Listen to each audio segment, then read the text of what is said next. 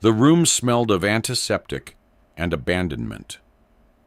Thulisile lay trembling on a narrow hospital bed, her body stitched and hollow, after giving away a piece of herself to save a stranger she would never meet.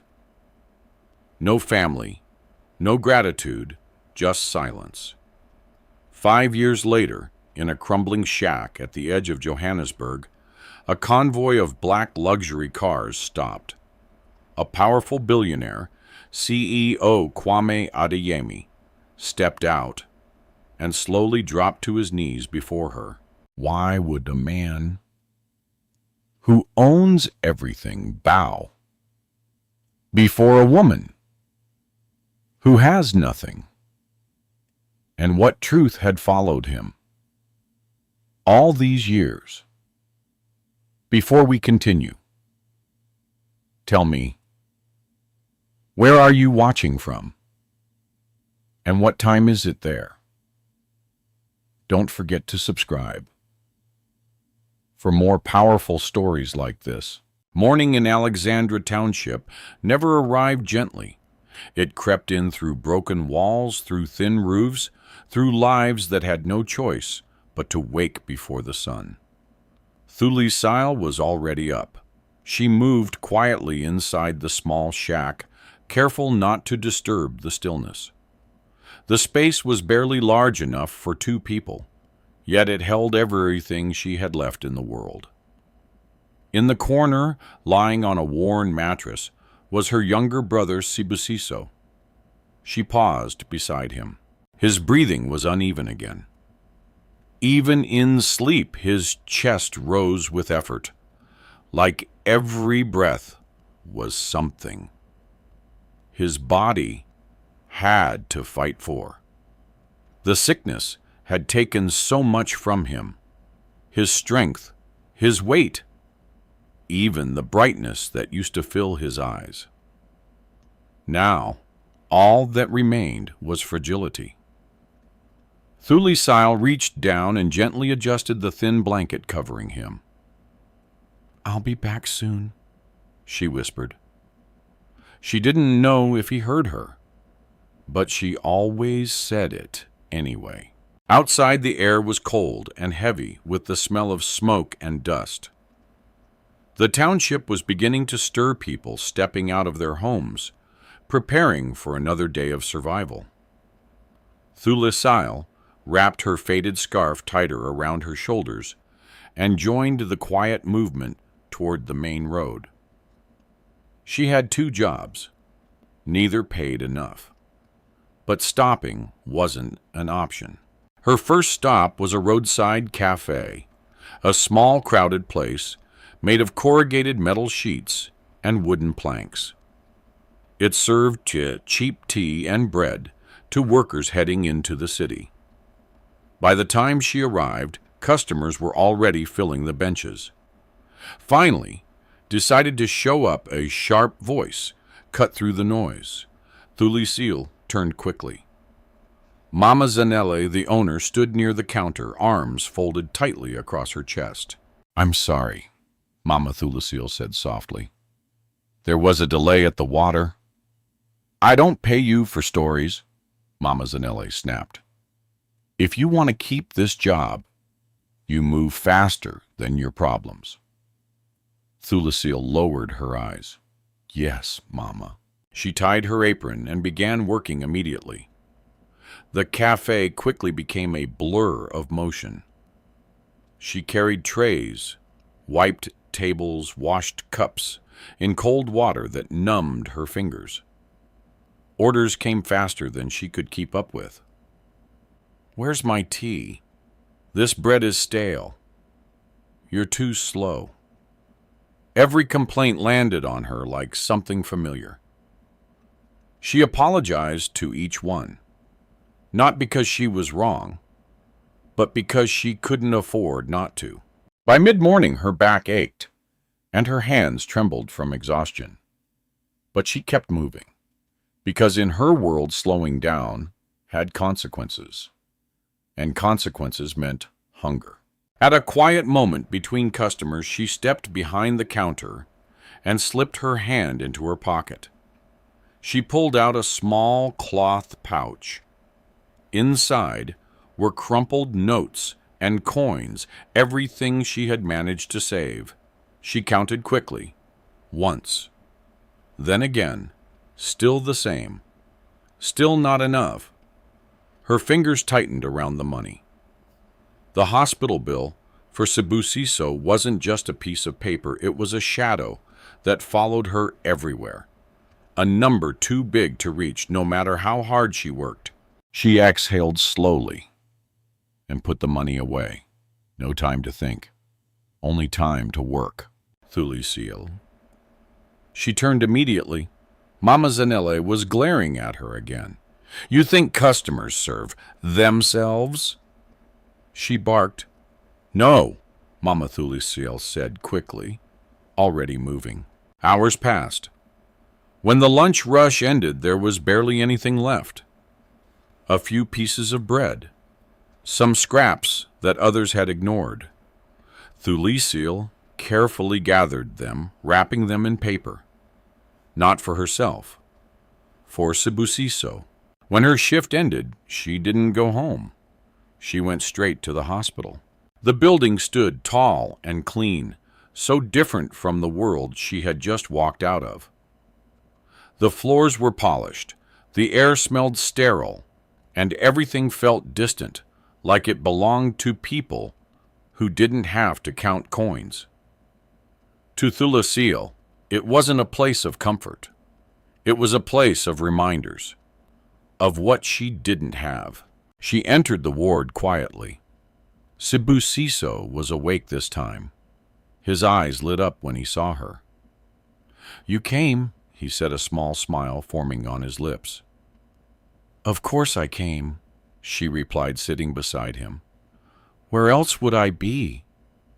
She unwrapped the bread. His expression softened. For me, for you, she nodded. He ate slowly, like he didn't want to waste a single bite. How was work, he asked. Easy, she said immediately. He looked at her. She smiled again. You worry too much. He didn't answer, but his gaze lingered like he could see through the words she didn't say. A few moments later, a doctor walked in. Dr. Khumalo. Thulisile stood up quickly. Doctor, she said, hope rising before she could stop it. Is he getting better? The doctor didn't answer right away. That silence said everything. We're trying, he said carefully. But his condition, it's getting worse. Her heart dropped. There must be something, she insisted. A treatment. Anything. There is, he said. Her eyes widened. What is it? It's expensive, he replied. The word hit harder than anything else. Expensive. It always came back to that. How much, she asked, her voice barely steady. He told her. And for a moment, everything inside her went quiet. It wasn't just a number. It was impossible. I'll find a way, she said quickly, almost instinctively. Dr. Khumalo looked at her, really looked this time. Thulisile, he said gently. This isn't something you can solve with small jobs. She shook her head. I can try. He hesitated. Then he spoke again, more carefully. There are other options. Her body stilled. What kind of options? The doctor glanced around before lowering his voice. There are patients, he said slowly. People with money who are looking for organ donors. She frowned. I don't understand. They compensate donors, he continued. It's not official, but it happens. Her heartbeat quickened. Compensate how much? Enough, he said quietly, to pay for your brother's treatment. The world seemed to narrow into that one sentence. Enough. Enough to save him. What would I have to give? She asked. The doctor didn't answer immediately. Then a kidney.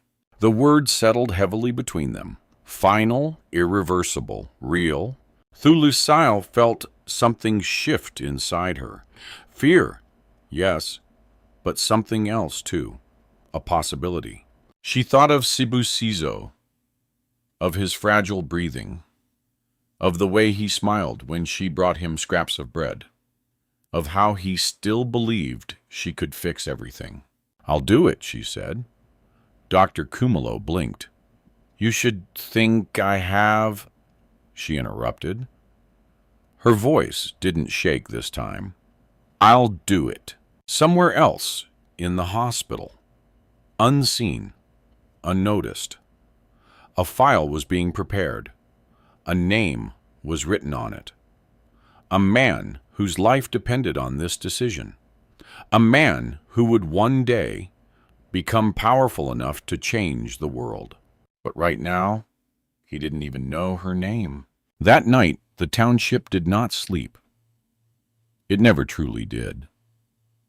Voices drifted through the thin walls, arguments, laughter radios playing distant music, the occasional cry of a child.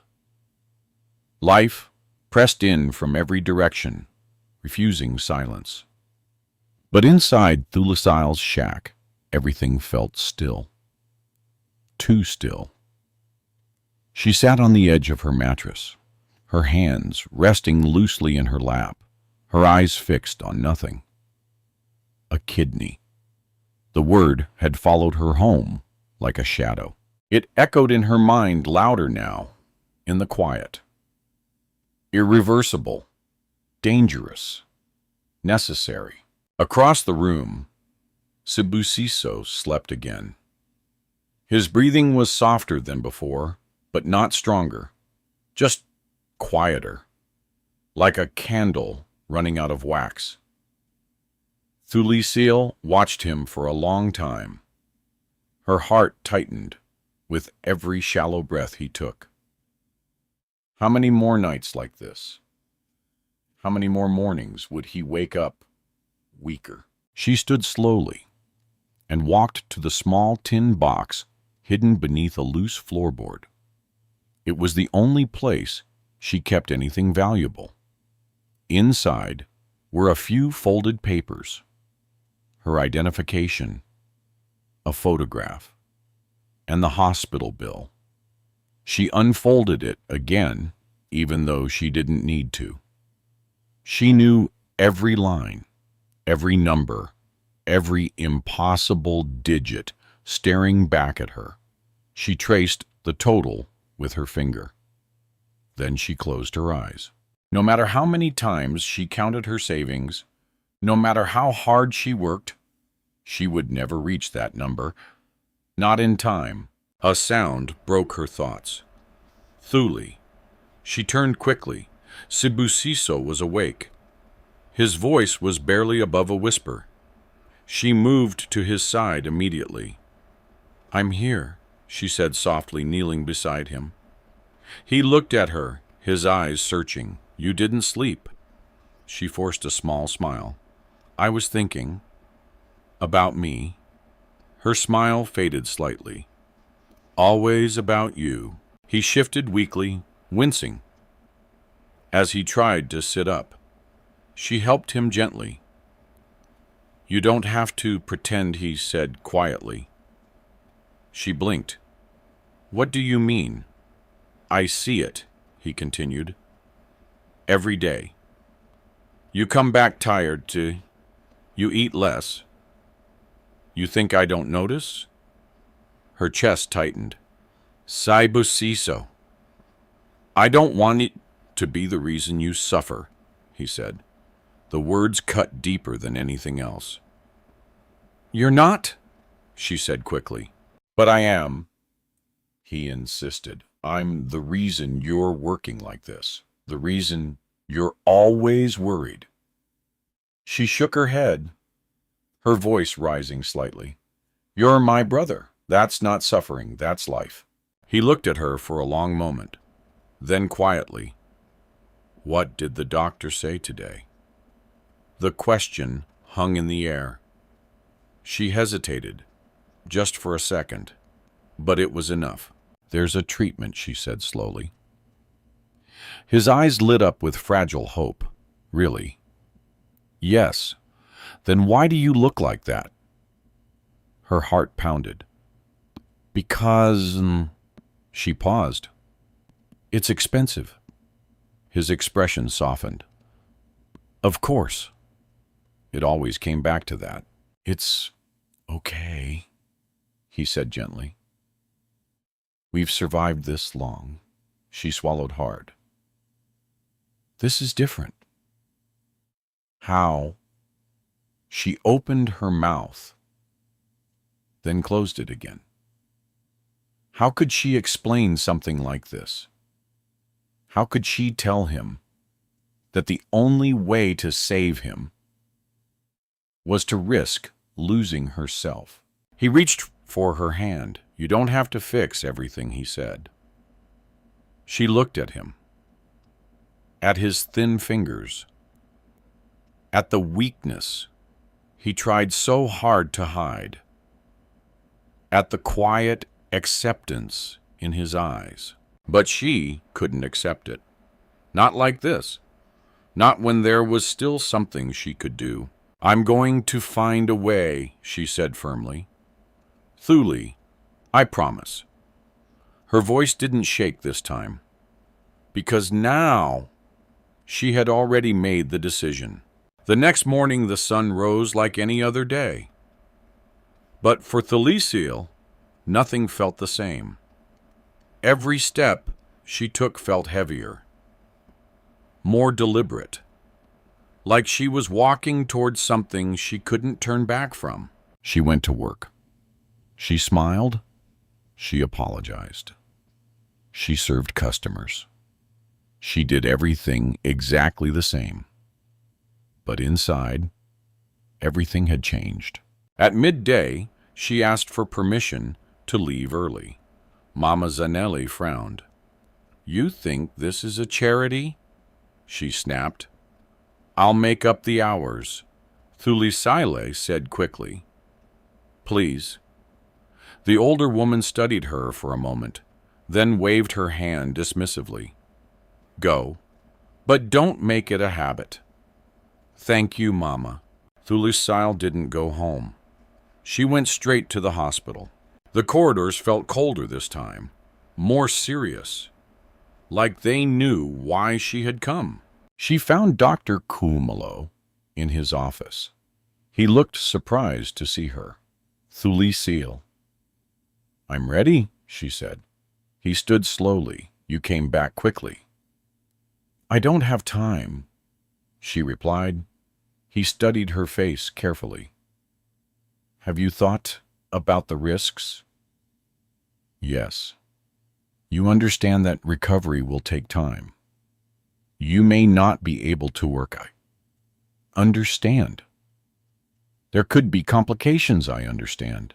Her voice was steady, but her hands were not. They trembled slightly at her sides. Still, she didn't step back. Dr. Cumolo sighed softly. This isn't a decision anyone should make under pressure. I'm not under pressure, she said. He raised an eyebrow. No, she met his gaze. I'm making a choice. There was a difference, and they both knew it. He nodded slowly. Then we'll begin the tests. The next few days passed in a blur. Blood tests, scans, questions, forms, so many forms. Each signature felt like a step further away from her old life. Each answer made it more real. Do you consent to the procedure? Yes. Do you understand the risks? Yes. Are you being forced in any way? No. That last question lingered. Not because it wasn't true, but because the truth was more complicated than the question aloud. She wasn't being forced, but she also didn't have another choice. On the third day, everything was ready. The surgery was scheduled. That evening, she sat aside Sibasiso again. He smiled when he saw her. "You look different," he said. "How?" "I don't know." "Lighter." She almost laughed. If only he knew. "I'm going to be away for a few days," she said. His smile faded slightly. "Why work?" she replied quickly. "A different job." He studied her face. "You're lying." Her heart skipped. "No, I'm not." "You are," he said softly. "But it's okay." The words caught her off guard. "It's okay," she repeated. He nodded. "Because whatever it is, you're doing it for me." Tears burned behind her eyes. She looked away. "Just promise me something," he added. "What, that you'll come back and—" She turned back to him. And for the first time, she couldn't answer immediately. Because for the first time, she realized something terrifying. She didn't know if she could promise that, but she forced a smile anyway. "I'll come back," she said. And as she sat there holding his hand, she silently made a promise of her own. No matter what happened, no matter what it cost, she would give him a chance to live, even if it meant risking everything. Somewhere else in the city, in a private hospital room, far removed from Alexandra's dust and noise, a man lay unconscious. Machines breathed for him. Doctors moved quickly around him. Time was running out, and without knowing it, his life was now tied to a decision made in a place he would never see. A decision made by a girl who had nothing left to give, except one final piece of herself. The morning of the surgery arrived without ceremony. No announcement, no warning, just a quiet, pale light slipping through the hospital windows, as if the world had decided this day was no different from any other. But for Thulisile, it was everything. She sat alone on the edge of a narrow hospital bed, dressed in a thin gown that did nothing to keep out the cold. The fabric clung lightly to her skin, making her feel exposed, not just physically, but in a way she couldn't fully explain. There were no familiar voices around her, no family, no one holding her hand, just the distant beeping of machines and the soft footsteps of nurses passing by, too busy to notice the girl who had quietly signed away a piece of her body. A nurse entered the room. "Thulisile," she called gently. "Yes," she answered, her voice calm in a way that surprised even her. "We'll be taking you in shortly." Thulisile nodded. Her hands rested on her lap, fingers intertwined tightly. Only then did she realize they were trembling. "Are you okay?" the nurse asked. It was a simple question, but it carried more weight than anything else. Was she okay? She thought of Sibasiso, of his weak smile, of the way he had said, "Promise me you'll come back." "I'm okay," she said. It wasn't the truth, but it was enough. The nurse gave her a small, reassuring smile and stepped closer. "You're very brave," she said softly.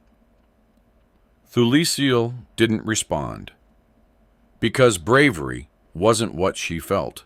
She felt necessary. A few minutes later, the bed began to move. The ceiling lights passed above her one by one as she was wheeled down the corridor. Each light felt like a marker, counting down to something she couldn't stop anymore. Left turn. Another hallway. Voices murmuring in the distance. The closer they got, the colder the air became. Then she saw it. The double doors. Bright white. Sealed. Waiting. The nurse paused. "This is where we go in," she said gently. Thulisile swallowed. Her throat felt dry. Her chest felt tight. For a brief moment, everything inside her screamed to stop, to get up, to run, to choose herself. But then she saw Sibisiso again. Not here, not physically, but in her mind. The way he looked at her, the way he trusted her. And just like that, the fear quieted. "I'm ready," she said. Inside the operating room, everything was bright. Too bright. The lights above were sharp and unforgiving, washing out every shadow. Machines surrounded the table, their screens glowing softly with numbers and lines she didn't understand. Doctors moved with quiet precision, focused, detached. To them, this was routine. To her, it was everything. They helped her onto the operating table. It was colder than she expected. Her body tensed slightly as she lay down, staring up at the ceiling. A mask appeared above her face. The anesthesiologist spoke calmly.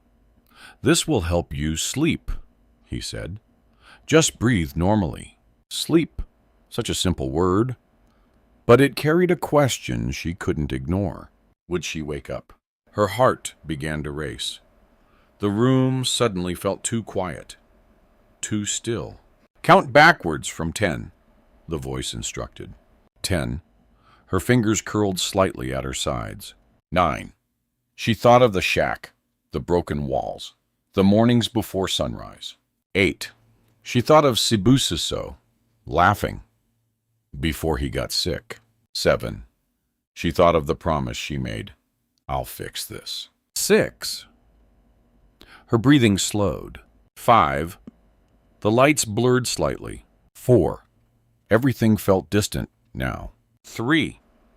Her body grew heavier. 2. Her thoughts began to fade. 1. Darkness. Silence. Hours passed, or maybe minutes.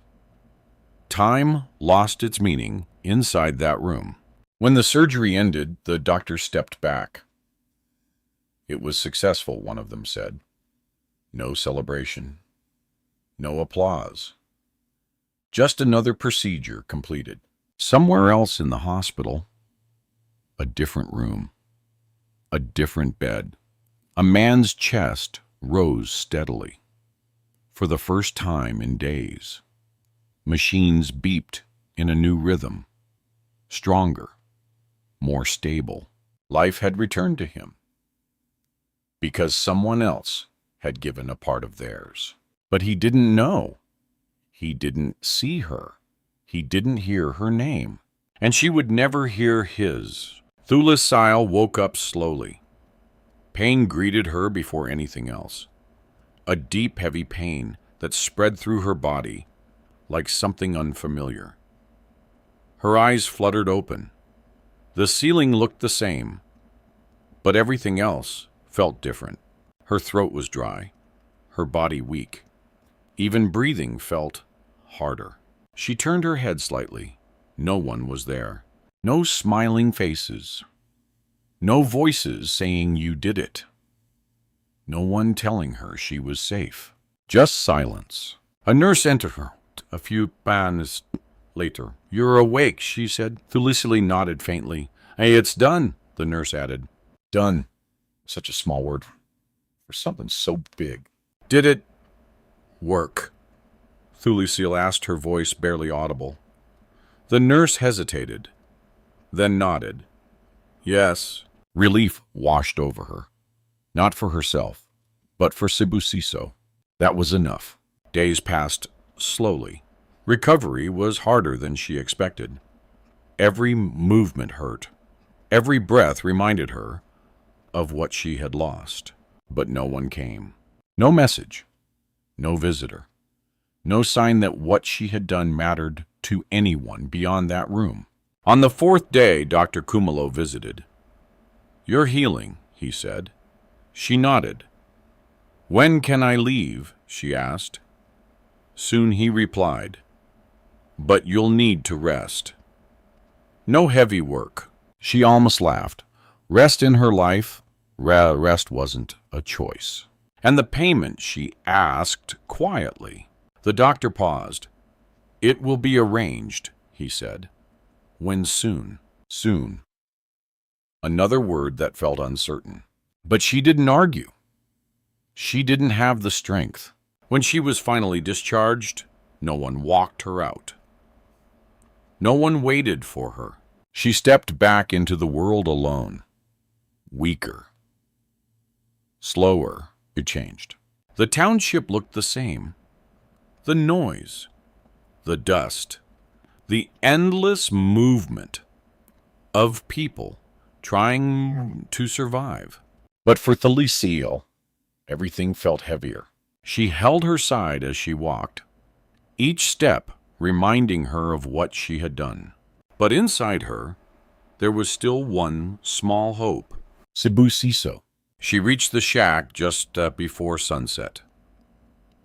The door creaked as she pushed it open, and there he was, sitting up, waiting. His eyes widened when he saw her. "You came back," he whispered. She smiled softly, even through the pain. "I told you I would." He reached for her hand, and as she sat beside him, she realized something quietly deeply. She had given away a part of herself, and no one had thanked her. No one had even remembered her name. But in this moment, holding her brother's hand, watching him still alive, it felt like enough.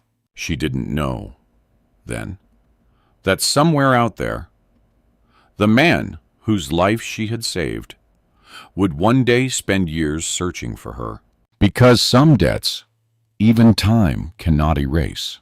The days after the surgery did not feel like healing. They felt like learning how to live inside a weaker version of herself. Thulisile returned to the township slowly, her steps heavier than before. Every movement reminded her that something inside her had been taken not violently, not unfairly, but permanently. And yet life outside did not pause for her pain. It never did. Inside the small shack, Sibusiso was sitting upright when she arrived. For a moment, neither of them spoke. He just looked at her, really looked at her, like he was trying to understand something he couldn't see. "You're thinner," he said finally. She forced a small smile. "I'm fine." But the way she held her side when she sat down told a different story. Sibusiso frowned. "You're lying again." She sighed softly. "I'm not lying. I'm just tired." That part was true, more than she wanted to admit. He reached for her hand gently. His fingers were warm. Too warm for someone who had been so close to losing everything. "You shouldn't be tired," he said quietly. "You should be resting." She shook her head.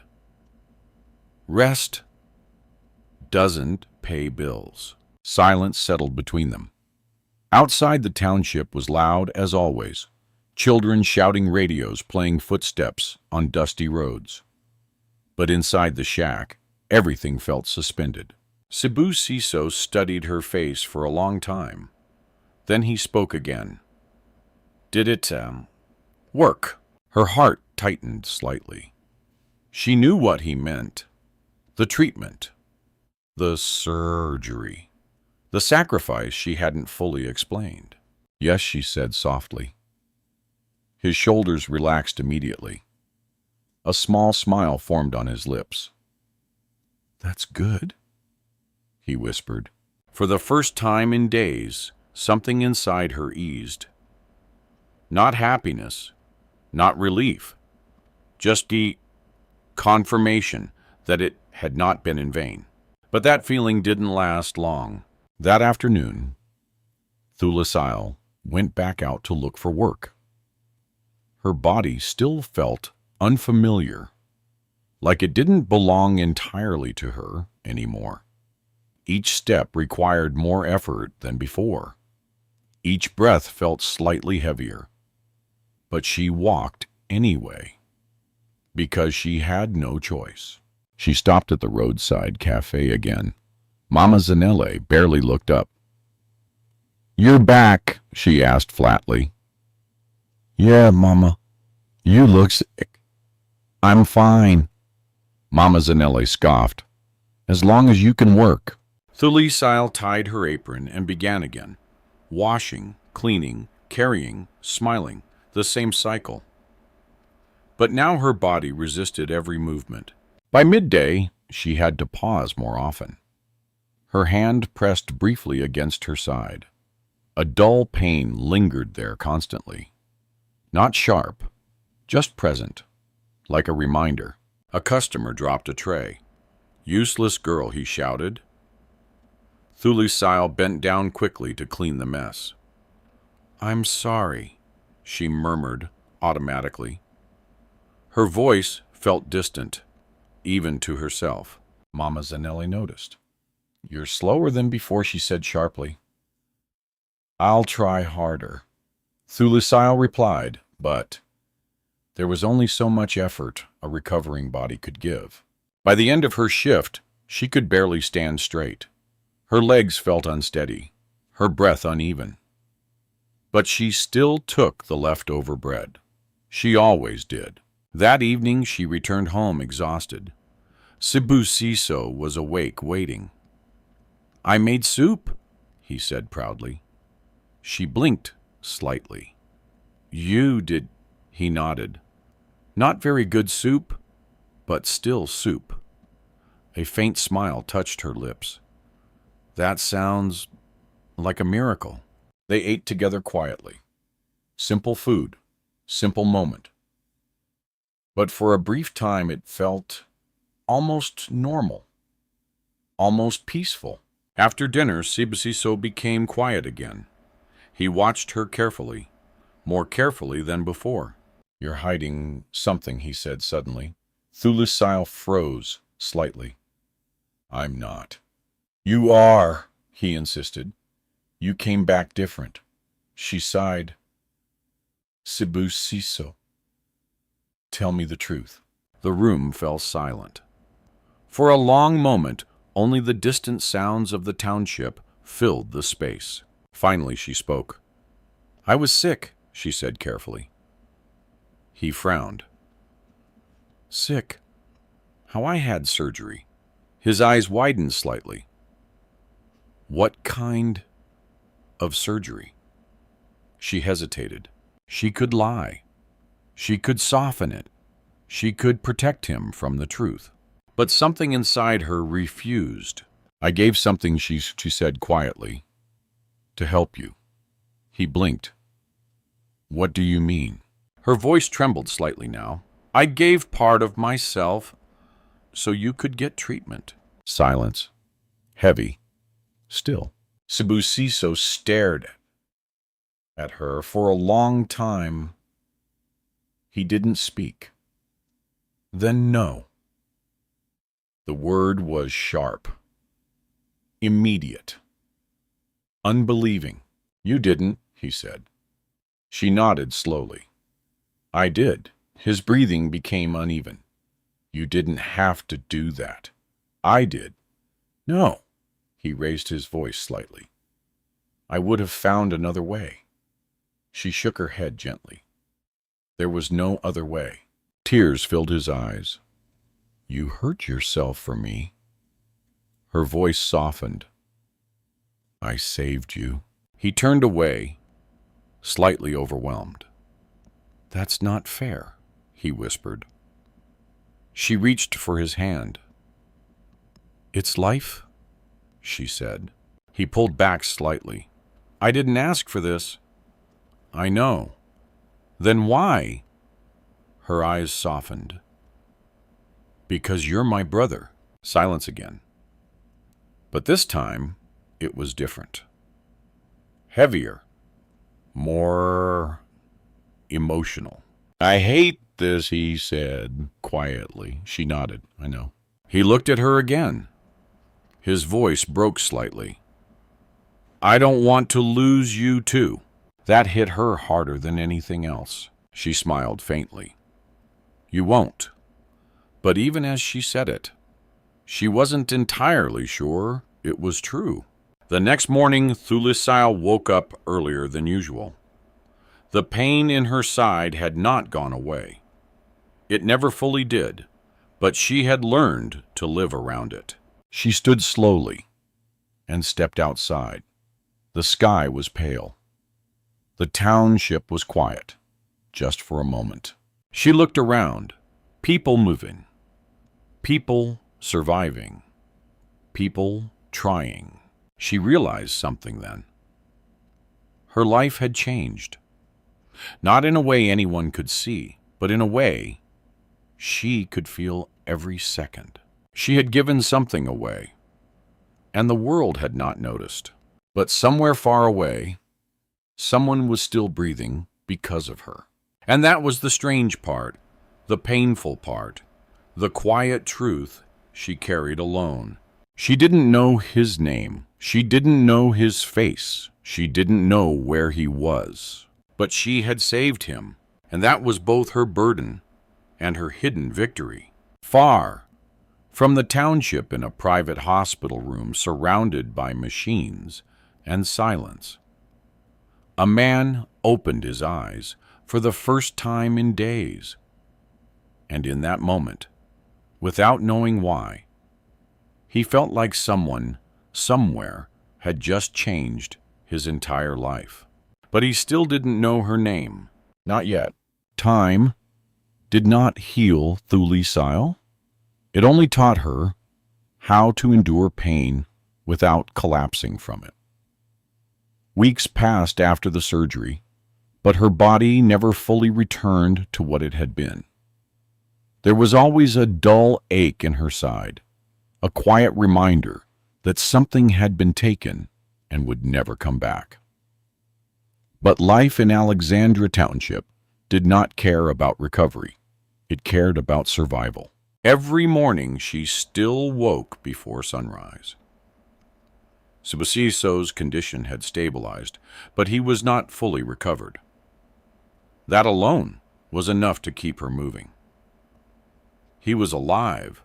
That was what mattered. Still, nothing about their life became easier. Money remained scarce. Work remained exhausting. And Thulisile remained invisible to the world.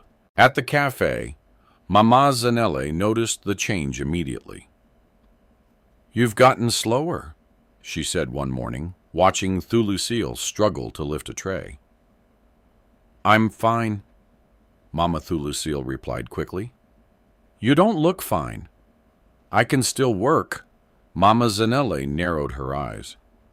We don't keep weak workers here. The words landed quietly, but heavily. Thulisile didn't argue. She never did. She just nodded and continued working. Because arguing required energy she no longer had. By midday, her vision blurred slightly from fatigue. She leaned against the counter for a moment longer than she should have. A customer snapped his fingers at her. Are you deaf? She straightened immediately. I'm coming.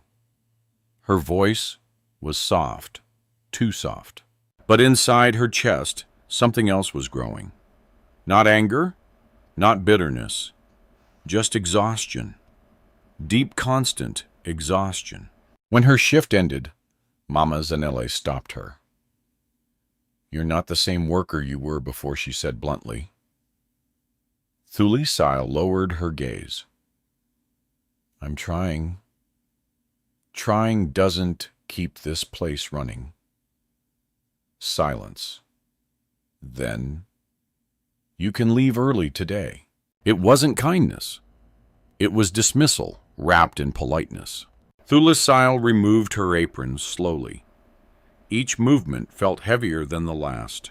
Outside, the sun was already fading. She walked home slowly, one hand occasionally pressing against her side. The pain had become familiar now, a permanent shadow. When she entered the shack, Thulisile was sitting near the doorway.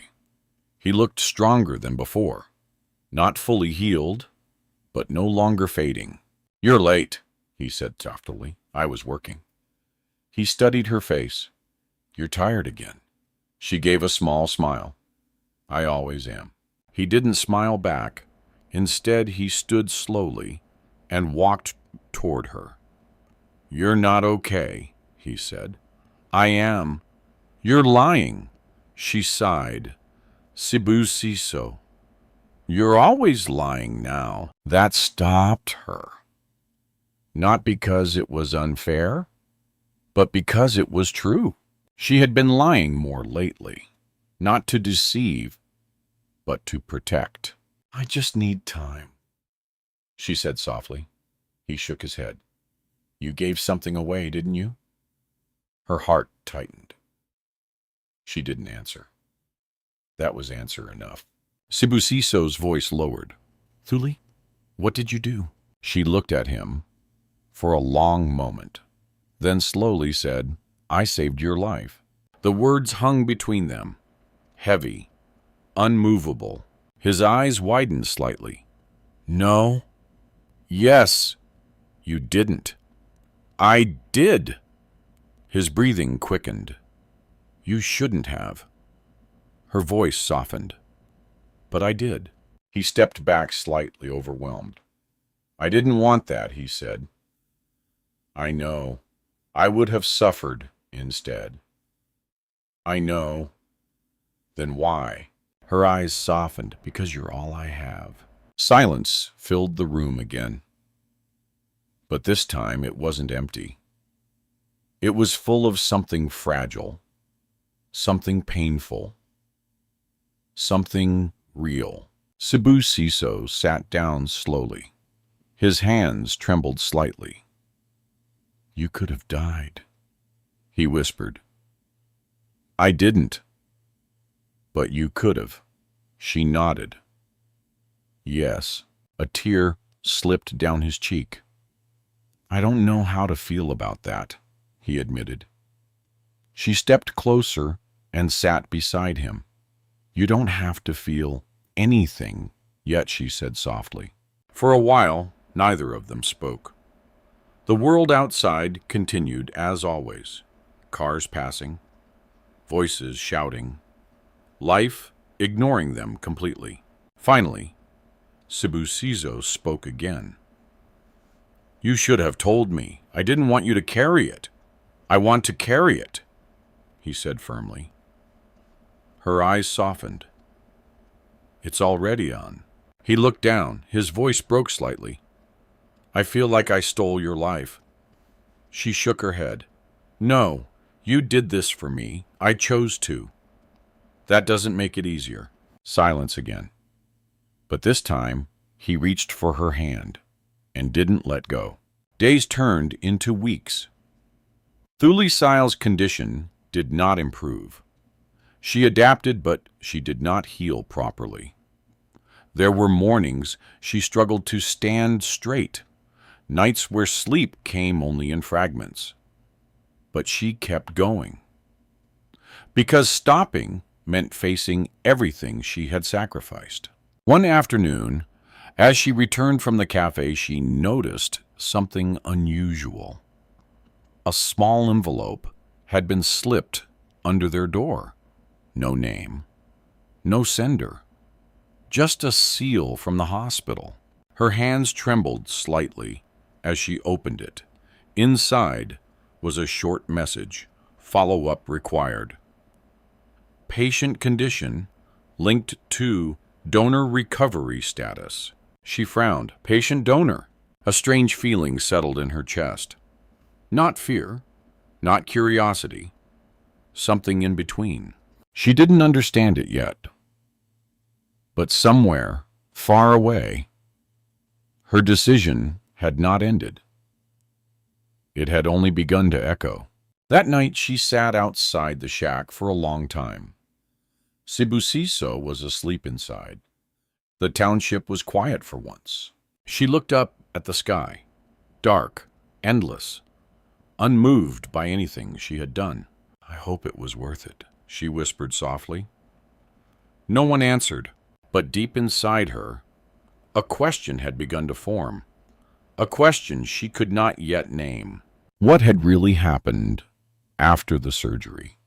And why did it feel like her life was still connected to someone she had never met? Far away in a private hospital office, a file was opened again, and a name was circled twice. Thulisile. The letter changed everything. Not immediately, but quietly, like a stone dropped into water that keeps sending ripples long after it disappears. For 3 days, Thulisile kept it folded inside her pocket. She did not show it to Sibusiso. She did not return to the hospital. She simply carried it, as if by holding it close enough, she could delay whatever truth it contained. But truth, like pain, never waits. It always comes back. On the 4th morning, she woke up earlier than usual, not because she needed to work, but because she could not sleep anymore. Her body felt heavier than before. The pain in her side had become more persistent, less like a reminder, and more like a presence. She sat at the edge of the mattress, staring at the cracked wall in front of her. Sibusiso was still asleep. For a moment she allowed herself to simply watch him breathe. He was stronger now, no longer fading like before. The color had slowly returned to his face. He could sit up without help, even smile again. That alone should have been enough to make her feel at peace. But it wasn't. Her hand moved slowly toward the envelope in her pocket. She took it out again, read it again. Same words, same confusion. Follow-up required. Patient condition linked to donor recovery status. Donor recovery status. She frowned slightly. Why would her recovery matter now? The surgery had ended. The transaction was complete. That was what she had been told. That was what she had believed. Behind her, Sibusiso stirred. "You're awake early again," he said softly. She quickly folded the paper and hid it as she replied. He sat up slowly. "You're thinking again." "I always think." "Not like this," he said. She hesitated, then forced a small smile. "I'm fine." He didn't respond immediately. Instead, he watched her carefully. Too carefully. "You're not fine." "Fine," he said finally. Her smile faded. Silence stretched between them. Outside, the township was beginning to wake voices. Footsteps, distant engines. Life continuing as if nothing important had ever changed. But inside the shack, something had shifted. "I got a letter," she said suddenly. Sibusiso looked up. "From who?" "The hospital." His expression tightened slightly. "What did they want?" She hesitated. Then slowly, "They said, I need to go back." His brow furrowed. "Why, I don't know." That was the truth. And it scared her more than anything else.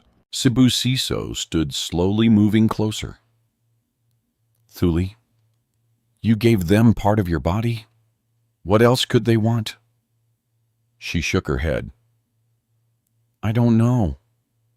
But deep down, she was starting to wonder the same thing. That afternoon, she went back to the hospital alone.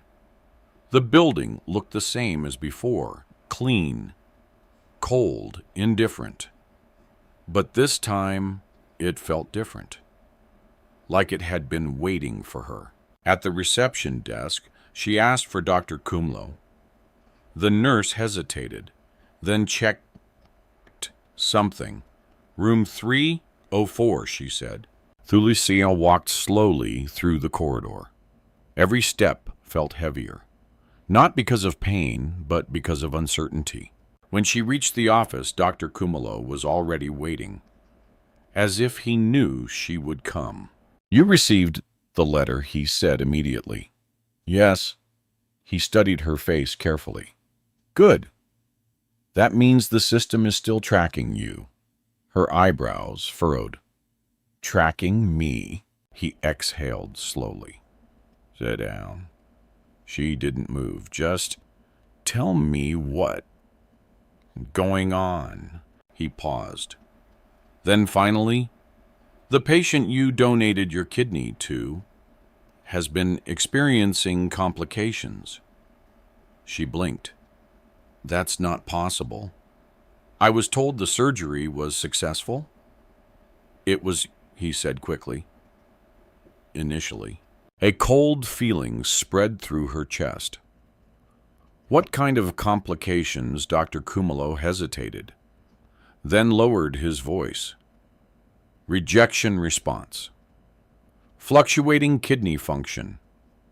They are monitoring him closely." She stared at him. "I don't understand why that involves me." He looked away briefly. "Because your recovery affects the compatibility outcomes." "That doesn't make sense." "It does in cases like this." She stepped forward. "You're not telling me everything." Silence. Finally, he spoke again. "There is a possibility your body is not fully stabilizing after donation." She frowned. "What does that mean?"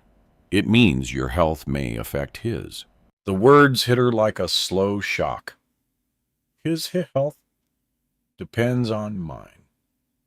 "In a limited biological sense," he corrected. She stepped back slightly. "That's impossible." "It's rare," he admitted. "But not impossible." Her breathing became uneven. "So what now?" Dr. Kumalo looked at her directly. "They want you monitored." "Who is they?" He paused, then answered carefully. "The team managing the patient." She shook her head. "No. I agreed to one surgery. That's it. This isn't about agreement anymore," he said quietly. Her voice rose slightly. "Then what is it about?" He didn't answer immediately. And that silence was louder than any explanation. Finally, he said, "Your case was flagged." "Flagged for what?" "For follow-up care." Something inside her tightened. "This feels wrong, I understand that," he said softly. But he didn't deny it. She turned away. "I want to leave." "Thulisile." I said I want to leave." She walked out before he could stop her. Her heart was racing. Not from fear alone, but from something deeper, something like betrayal. Outside the hospital, the air felt heavier than before. She stood still for a moment, trying to steady her breathing. Her hands trembled slightly. Nothing about this felt right. Nothing about it felt finished. That night, she didn't tell Sibisiso everything. She only said they want more checkups. He frowned. "More?" "Yes." "Are you okay?" She nodded quickly. "I'm fine." But even as she said it, she knew she was lying again. Later that night, after he fell asleep, she sat outside alone. The letter was still in her pocket, unreadable, unanswered. She took it out one more time, read it again, and this time a new thought formed, slowly, unwanted. What if the surgery was never just about saving one life? What if it was something bigger? Something she had never agreed to. She closed her eyes. For the first time since everything began, she felt something close to fear. Not of pain, not of poverty, but of not knowing the truth about what had been taken from her. Far away, in a private office, high above the city skyline, a man in a dark suit looked at a medical file, and for the first time in 5 years, he whispered a name out loud. Thulisile. The name echoed in the room, longer than it should have. Thulisile? Kwame Adeyemi leaned back slowly in his leather chair, his fingers still resting on the edge of the open medical file. Outside his glass office, the city of Accra moved like a living organism. Cars, lights, people chasing time. But inside, everything had stopped. 5 years. 5 years since that surgery. 5 years since a stranger had given him a second chance at life. And now, a name, a real name. Not a file number, not a medical code, a person. He stared at the documents again. Blood compatibility records, surgery notes, recovery reports. And at the bottom, a line that had been marked in red ink by someone in the hospital administration: donor follow-up required. Unstable, long-term recovery observed. Kwame's jaw tightened. This was never in my records, he said coldly. His assistant standing near the door shifted uncomfortably. Sir, these files were only recently unsealed after internal audit requests. Why now? Kwame asked sharply. The assistant hesitated. Because, there have been complications with the transplant monitoring system. Kwame stood up slowly. Complications. That word again. The same word that had haunted him in fragments of reports he barely understood. But now, it had a face. A name. Find her, he said immediately. The assistant blinked. Sir Thulisile Kwame repeated firmly. Find her. There was a pause. Then, yes, sir. After the assistant left, Kwame walked to the window. Below him, Accra shimmered in gold light.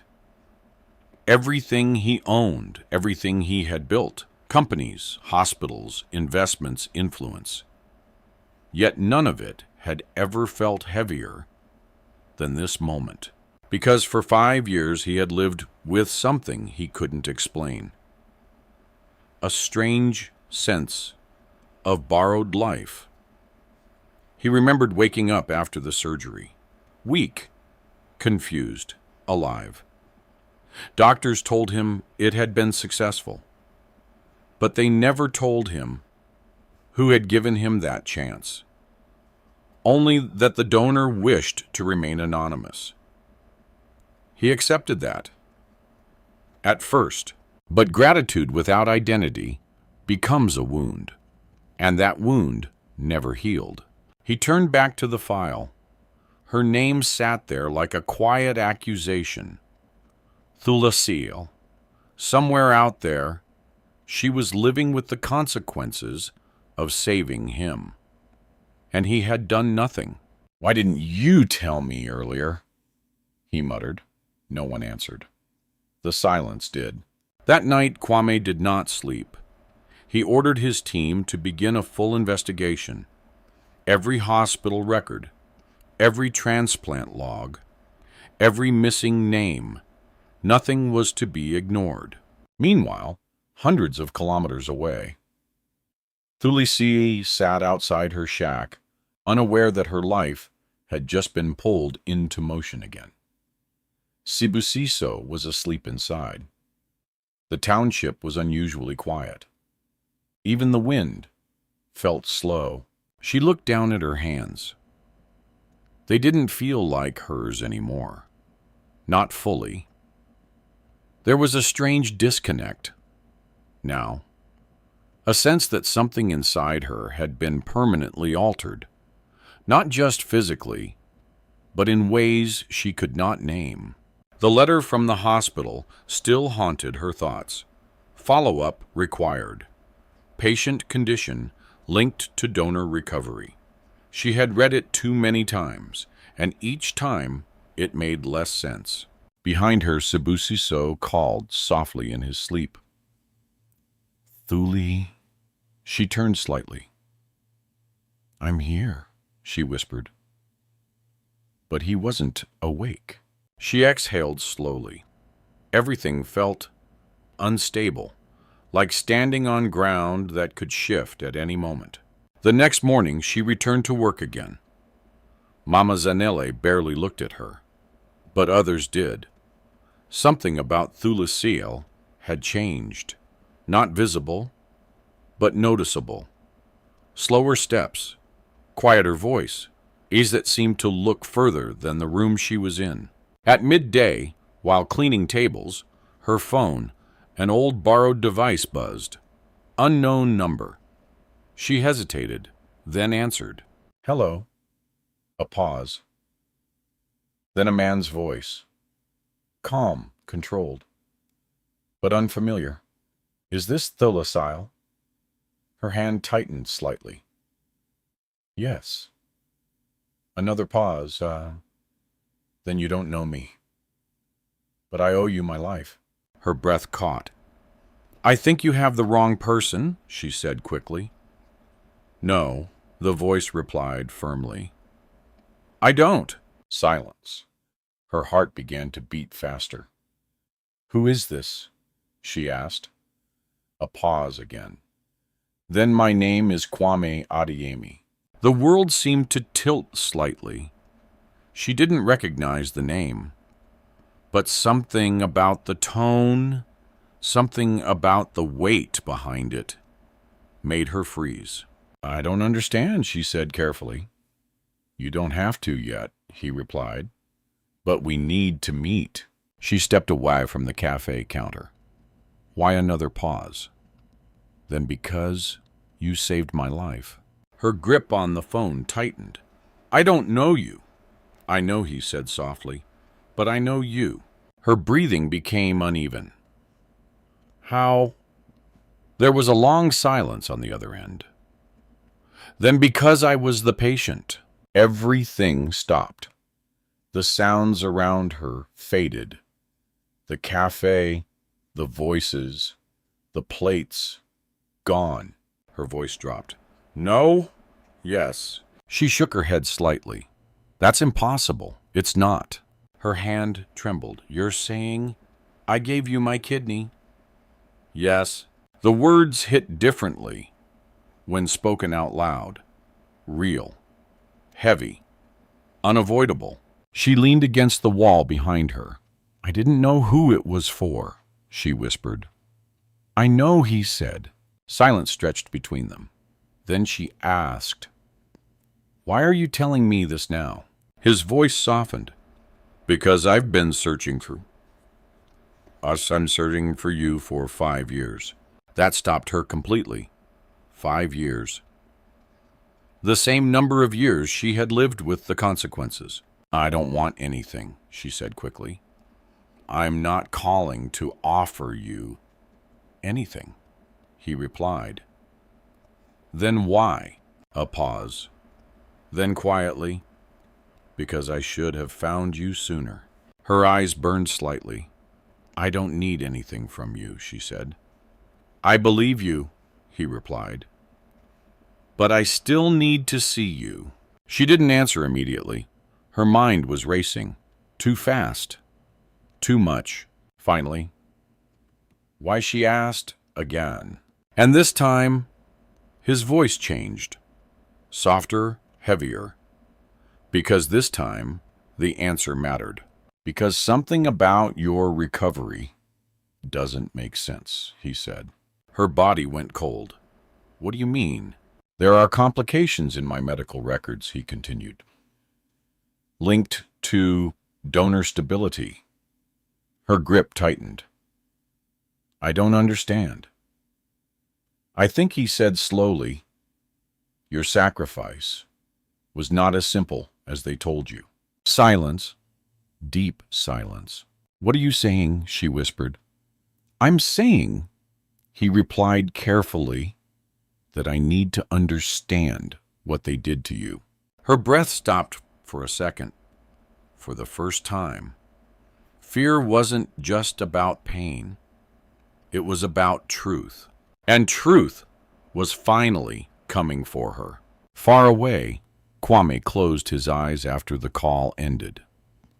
For the first time in years, he wasn't just searching for gratitude. He was searching for answers. And somewhere out there, a woman named Thulisile was about to discover that her sacrifice was only the beginning of a much bigger story. After the call ended, silence didn't return to Thulisile's world. It broke instead, like something fragile, finally cracking under pressure that had been building for years. She stood frozen beside the cafe wall, still holding the phone, even though the line had gone dead.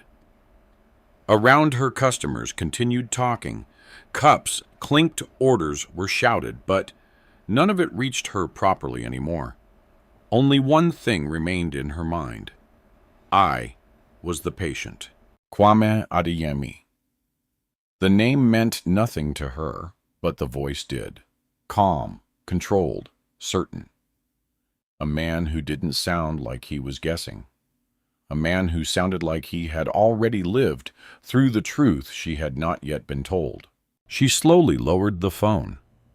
Her hands trembled slightly now, not from weakness, from confusion.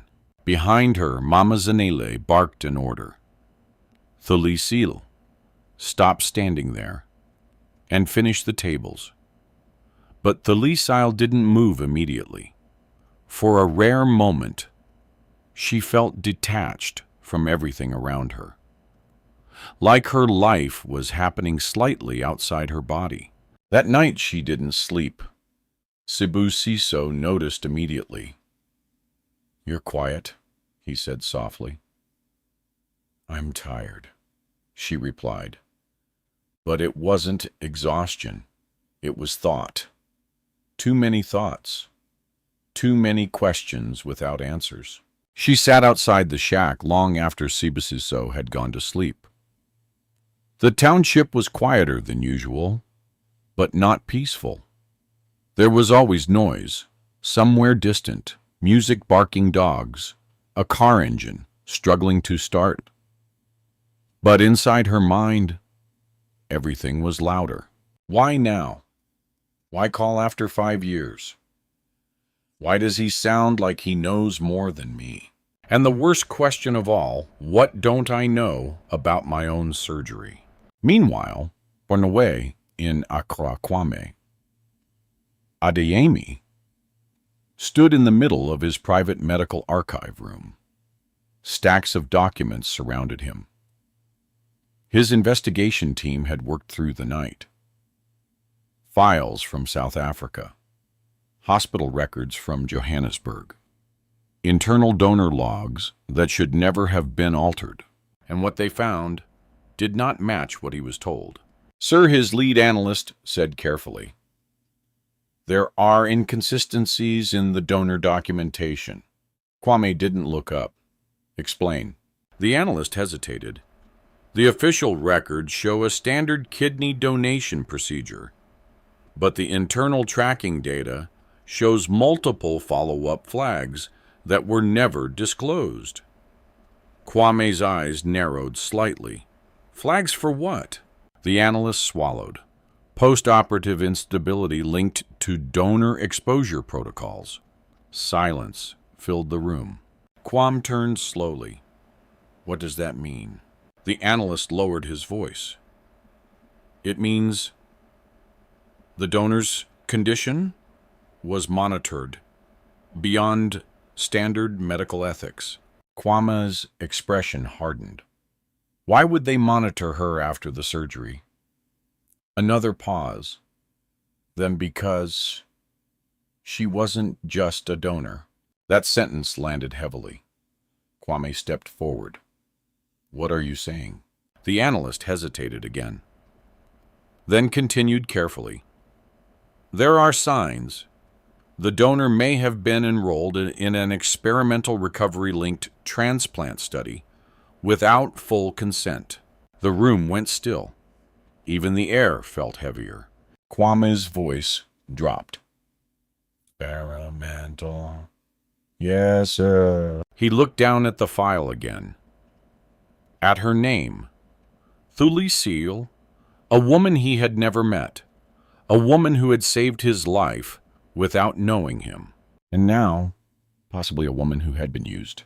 Find everything, he said sharply. Every document. Every person involved. Yes, sir. And I want names, he added coldly.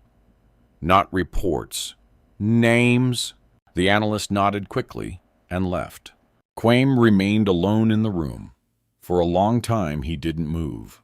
He had built his life on control, on certainty, on power. But this was slipping beyond all three. Someone had taken a life-saving moment and possibly turned it into something else, something hidden, something wrong. And Thulisile was at the center of it. Back in Johannesburg the following morning, Thulisile made a decision. She couldn't keep waiting. Not anymore. Not with questions growing heavier every day. She returned to the hospital. Not the ward, not the cafe, the administration office. Dr. Kumalo was not expecting her. Thulisile, he said, surprised. What are you doing here? I want my full medical records, she said immediately. He frowned slightly. That's not something we can release easily. I don't care, she replied. Something in her tone made him pause. This is about your health, he said, carefully. No, she answered. It's about the truth. Silence. Dr. Kumalo studied her for a long moment, then sighed. I'll see what I can access. But even as he turned to his computer, something in his expression changed. Just slightly. Not enough to notice immediately, but enough to feel wrong. That evening, Sibusiso watched her carefully again. You went somewhere today, he said. Yes, she replied. Where the hospital? His expression tightened. Why? She hesitated, then sat down slowly. Because I need to understand what happened to me. He frowned. What do you mean? She looked at him for a long moment, then said, the man I helped found me. Silence. Sibusiso blinked, the patient. She nodded, and her voice softened. He says there are things I was never told. Sibusiso looked uneasy. What kind of things? She shook her head slowly. I don't know yet. But even as she said it, she felt something shifting again. Something deeper than fear. Something like instability. Like the ground beneath her life was no longer solid. That night, while Thulisile slept lightly for the first time in days, her phone buzzed. Unknown number. Again. She hesitated before answering. Yes. Kwame's voice came through immediately. I found something. Her body stiffened. What? A pause. Then they didn't tell you everything. Her breath caught. What do you mean? His voice lowered. Your donation was not recorded as a standard procedure. Silence. What are you saying? She whispered. Another pause. Then I'm saying your life was part of something larger than a single surgery. Her hand tightened around the phone. That doesn't make sense. It will, he said quietly, when I bring you the full files. Her voice shook slightly now. Why are you doing this? And for the first time, Kwame didn't answer immediately. Then because I think someone used you. Silence, heavy, unbreakable. And in that moment, Thulisile realized something she had feared but never fully understood. Her sacrifice had not ended. It had been recorded, tracked, observed, and maybe controlled. Far away, Kwame closed the file slowly. His face was unreadable, but his decision was clear. He was going to bring her the truth, no matter what it cost.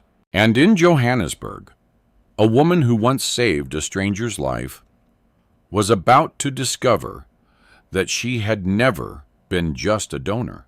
She had been part of a system she never agreed to enter. The files arrived in a sealed black envelope. No logo, no official hospital stamp, just a coded courier label that looked too clean to belong to anything ordinary.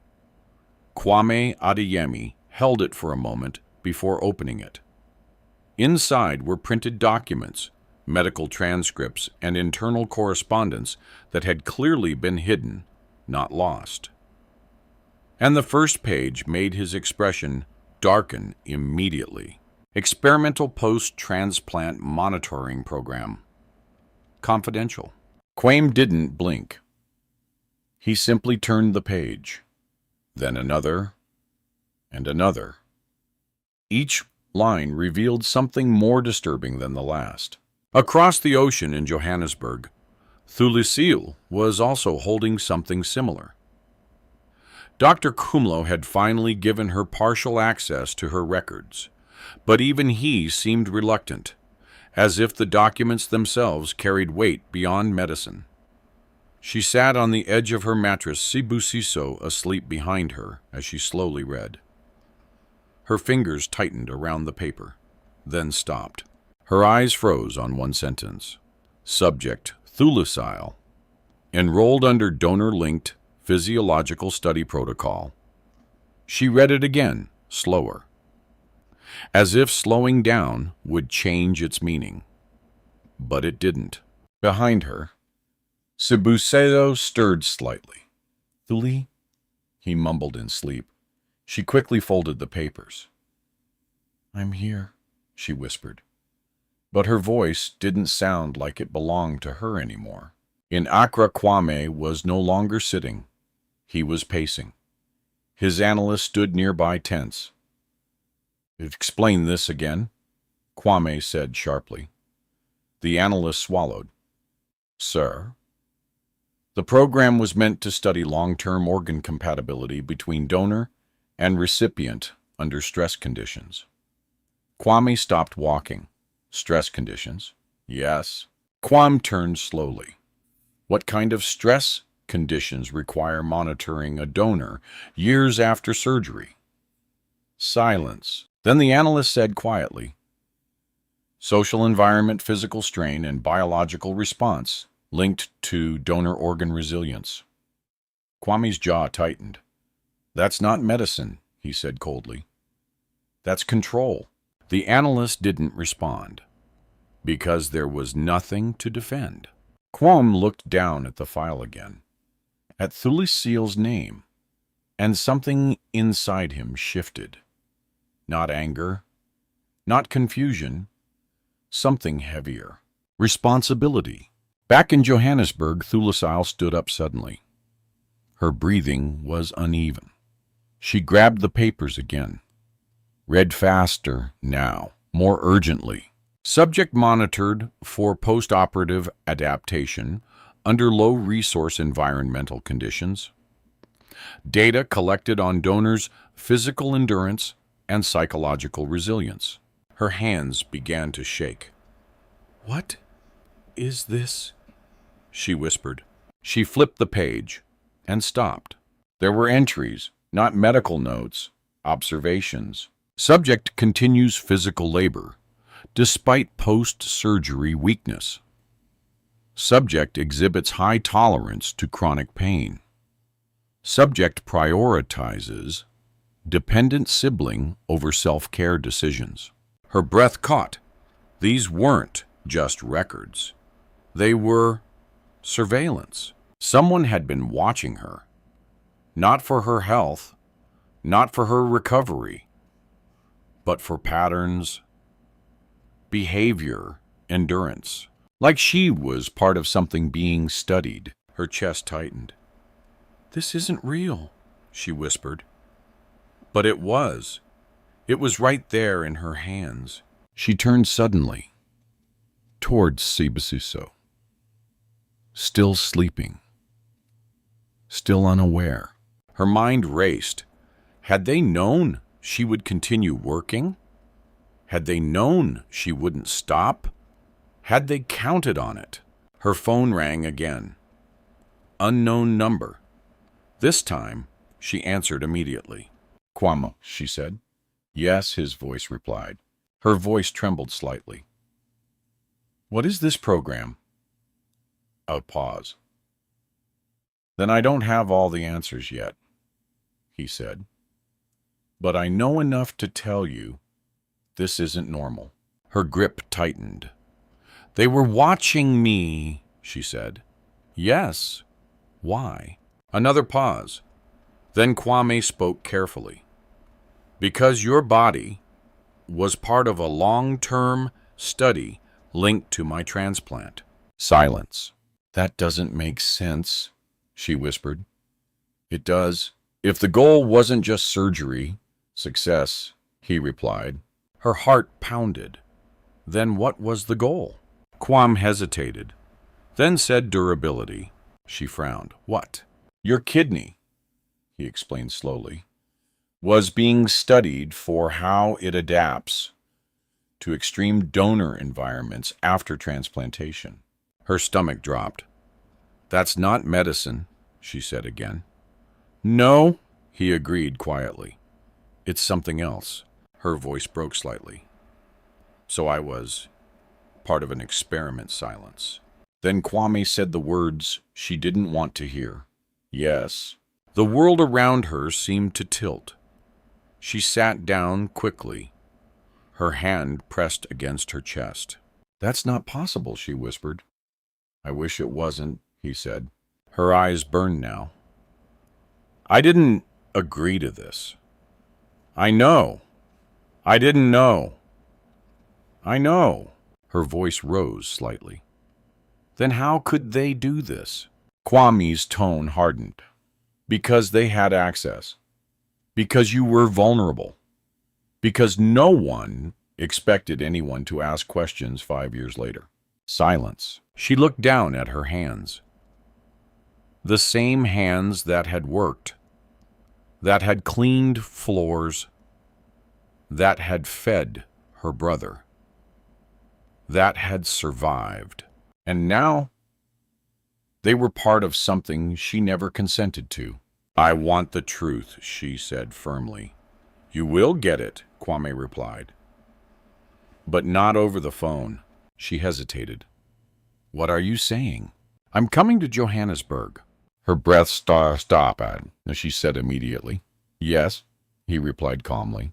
"This is dangerous," she warned. "That's exactly why I'm coming." She shook her head even though he couldn't see it. "You don't understand where I live." "I understand enough," he said. "But I don't understand what was done to you. And I need to." Her voice softened slightly. "Why do you care this much?" A pause. Then Kwame answered honestly. "Because I lived. Because of you." Silence again. But this time, it wasn't empty. It was heavy. Human. Real. That night, Thulisile couldn't sleep. She sat outside again, staring into the dark township. But everything felt different now. Even the silence felt watched. Inside the shack, Sibusiso woke slightly. "You're outside again?" he asked sleepily. "Yes," she replied. "Bad thoughts." She hesitated, then nodded. "Yes." He sat up slowly. "Tell me." She shook her head. "You don't need this." "I want it," he said softly. She looked at him for a long moment, then finally said, "I think I was part of something I didn't agree to." Sibusiso frowned. "What kind of something?" She swallowed. "I don't know yet." Silence. Then Sibusiso said something unexpected. "Then we find out." She looked at him sharply. "You don't understand. I understand enough," he interrupted softly. "Someone used you. That's enough." Her eyes softened slightly. "You're not afraid?" He shook his head. "I was afraid when I was dying," he said quietly. "Not anymore." That hit her deeper than she expected. For the first time in days, she didn't feel alone. Far away, Kwame closed the file again. But this time, his decision was final. He would go to Johannesburg, not as a CEO, not as a billionaire, but as a man who owed a life, and who now suspected that life had been stolen from the person who gave it. And in a small township shack, a woman who once believed she simply saved a stranger was beginning to realize she had stepped into something far larger than gratitude, something built in silence, something hidden in medicine, something that would no longer stay buried. The rain arrived in Johannesburg without warning that evening. Not a heavy storm, just a persistent cold drizzle that made the township streets shine under weak yellow lights. Water slid down rusted roofs, collecting in shallow puddles that reflected broken fragments of the world above. Inside the shack, Thulisile sat motionless. Kwame was coming. That thought had not left her since his call ended. Not as fear, not as excitement, but as something heavier, uncertainty mixed with inevitability. Sibusiso noticed it immediately. "You've been quiet all day," he said softly. "I'm thinking," she replied. "About him?" She hesitated, then nodded. Sibusiso shifted slightly on his mattress, still recovering, still fragile in ways he tried to hide. "The man from the hospital." "Yes." He studied her face. "What does he want from you now?"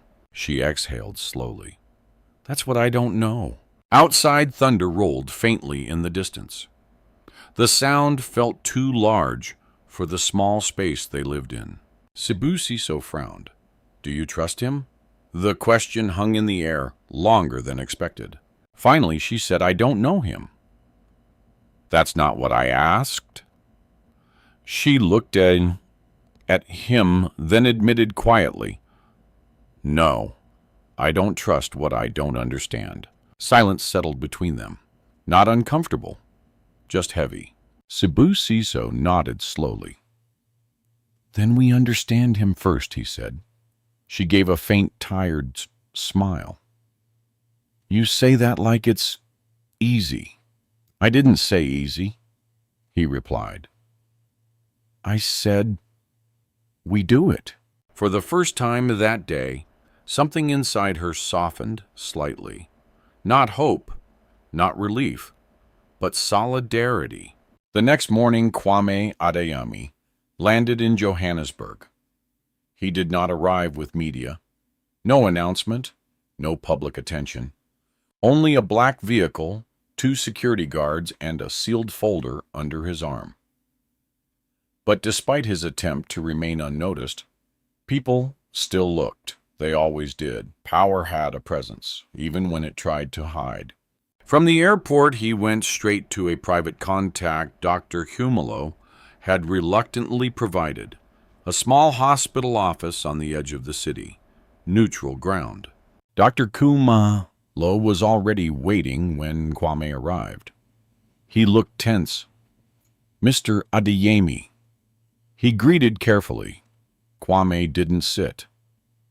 I want everything he said immediately. The doctor swallowed. This is not simple. Nothing about this is simple anymore. A long pause. Then Dr. Kumalo opened a drawer. Inside were printed files, old records, internal documents, and a list of names that had been partially redacted in several places. Kwame took them and read. Minutes passed, then more. The silence in the room grew heavier with every page. Finally, he stopped. His jaw tightened. This is not medical care, he said coldly. No, Dr. Kumalo admitted quietly. It wasn't meant to be. Kwame looked up sharply. What does that mean? The doctor hesitated, then spoke carefully. The program was privately funded. It wasn't purely clinical. Kwame's eyes narrowed. By who? Silence. Then Dr. Kumalo said, I don't have full authorization to disclose that. Kwame stepped forward slightly. You're already in it, he said sharply. So am I, so is she. That made the doctor flinch slightly. She didn't consent to this, Kwame said firmly. I know. Then why did it happen? Dr. Kumalo looked away. Because she was selected. Kwame froze. Selected? Yes. For what? The doctor exhaled slowly. For resilience tracking. Kwame stared at him. That's not an answer. It's the only one I can safely give you. Silence again. Kwame's voice dropped. You're telling me a human being was monitored after surgery as part of a study she never agreed to? The doctor didn't answer immediately. Then, yes. The room felt colder. Kwame looked down at the file again. Thulisile's name stared back at him. No longer just a donor. No longer just a stranger. Something else had been done to her. Something hidden beneath layers of systems and approvals. He closed the file slowly. Where is she now? The doctor hesitated. Last known address, Alexandra Township. Kwame nodded once. I'm going there. The doctor looked alarmed. That area is not safe for someone like you. Kwame's expression didn't change. I didn't come here for safety. And with that, he left. Back in Alexandra, Thulisile was preparing herself for something she didn't fully understand. She cleaned the shack, not because it mattered, but because it gave her something to do with her hands. Sibusiso watched her carefully. You're nervous, he said. I'm fine. You keep saying that. She stopped, then looked at him. I don't know what he's going to say. Sibusiso stood slowly. Then we listen. She nodded, but her hands didn't stop shaking. Outside, a vehicle pulled into the township. Black. Expensive. Unfamiliar. It didn't belong here. Everyone noticed. People turned their heads. Whispers began immediately. Thulisile saw it from the shack window. Her breath caught slightly. He's here, she said softly. Sibusiso moved closer. Then we're ready. The car stopped. The door opened. Kwame stepped out. For a moment, he simply stood there, looking at the environment, the broken roads, the crowded houses, the quiet weight of survival everywhere. Then he looked toward the shack and saw her. Thulisile stepped outside slowly. The distance between them felt longer than it was, not physical, emotional, historical, unknown. Quame walked forward first. He stopped a few steps away. Neither of them spoke immediately. Finally he said Thulisile. Hearing her name in his voice felt strange, like it didn't belong in this moment. "You came," she said quietly. "I said I would." Silence. Sibusiso stood behind her, watching carefully. Not afraid, but alert. Quam looked at Thulisile for a long moment, then said, "I know what they did." Her expression tightened slightly. "What do you mean?" He hesitated, then answered, "It wasn't just a surgery." A pause. "It was a monitored study," he continued, "and you were part of it." Her body went still. She already knew, but hearing it, confirmed, was different. Sibusiso stepped forward slightly. "What does that mean?" he asked. Kwame looked at him briefly, then back to Thulisile. "It means someone continued watching her after she saved my life." Silence. Thulisile's voice was low. "Why would they do that?" Quam shook his head slightly. "That's what I need to find out." A long pause.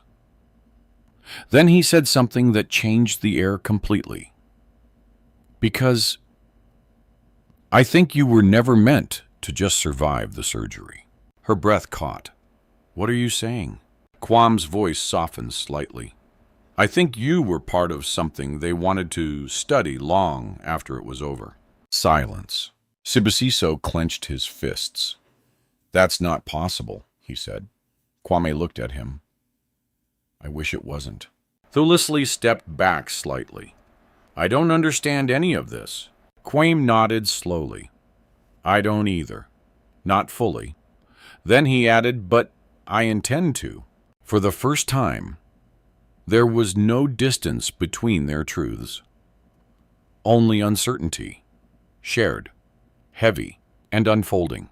The wind in Alexandra Township felt different after Kwame's arrival. Not physically, but in the way people watched. In the way silence spread faster. In the way even ordinary sounds suddenly felt sharper, more aware. Thulisile noticed it immediately. Nothing about her life had changed outwardly, yet everything felt like it was about to. Quam stood a few steps away from her shack, his eyes scanning the environment again. This place, this density of survival was far removed from everything he was used to. But he didn't look uncomfortable. He looked focused. "I needed to understand everything," he said quietly. Thulisile crossed her arms slightly. "You already said that." "I mean everything," he clarified. "Not just the surgery." Sibusiso stood beside her, now watching Kwame carefully.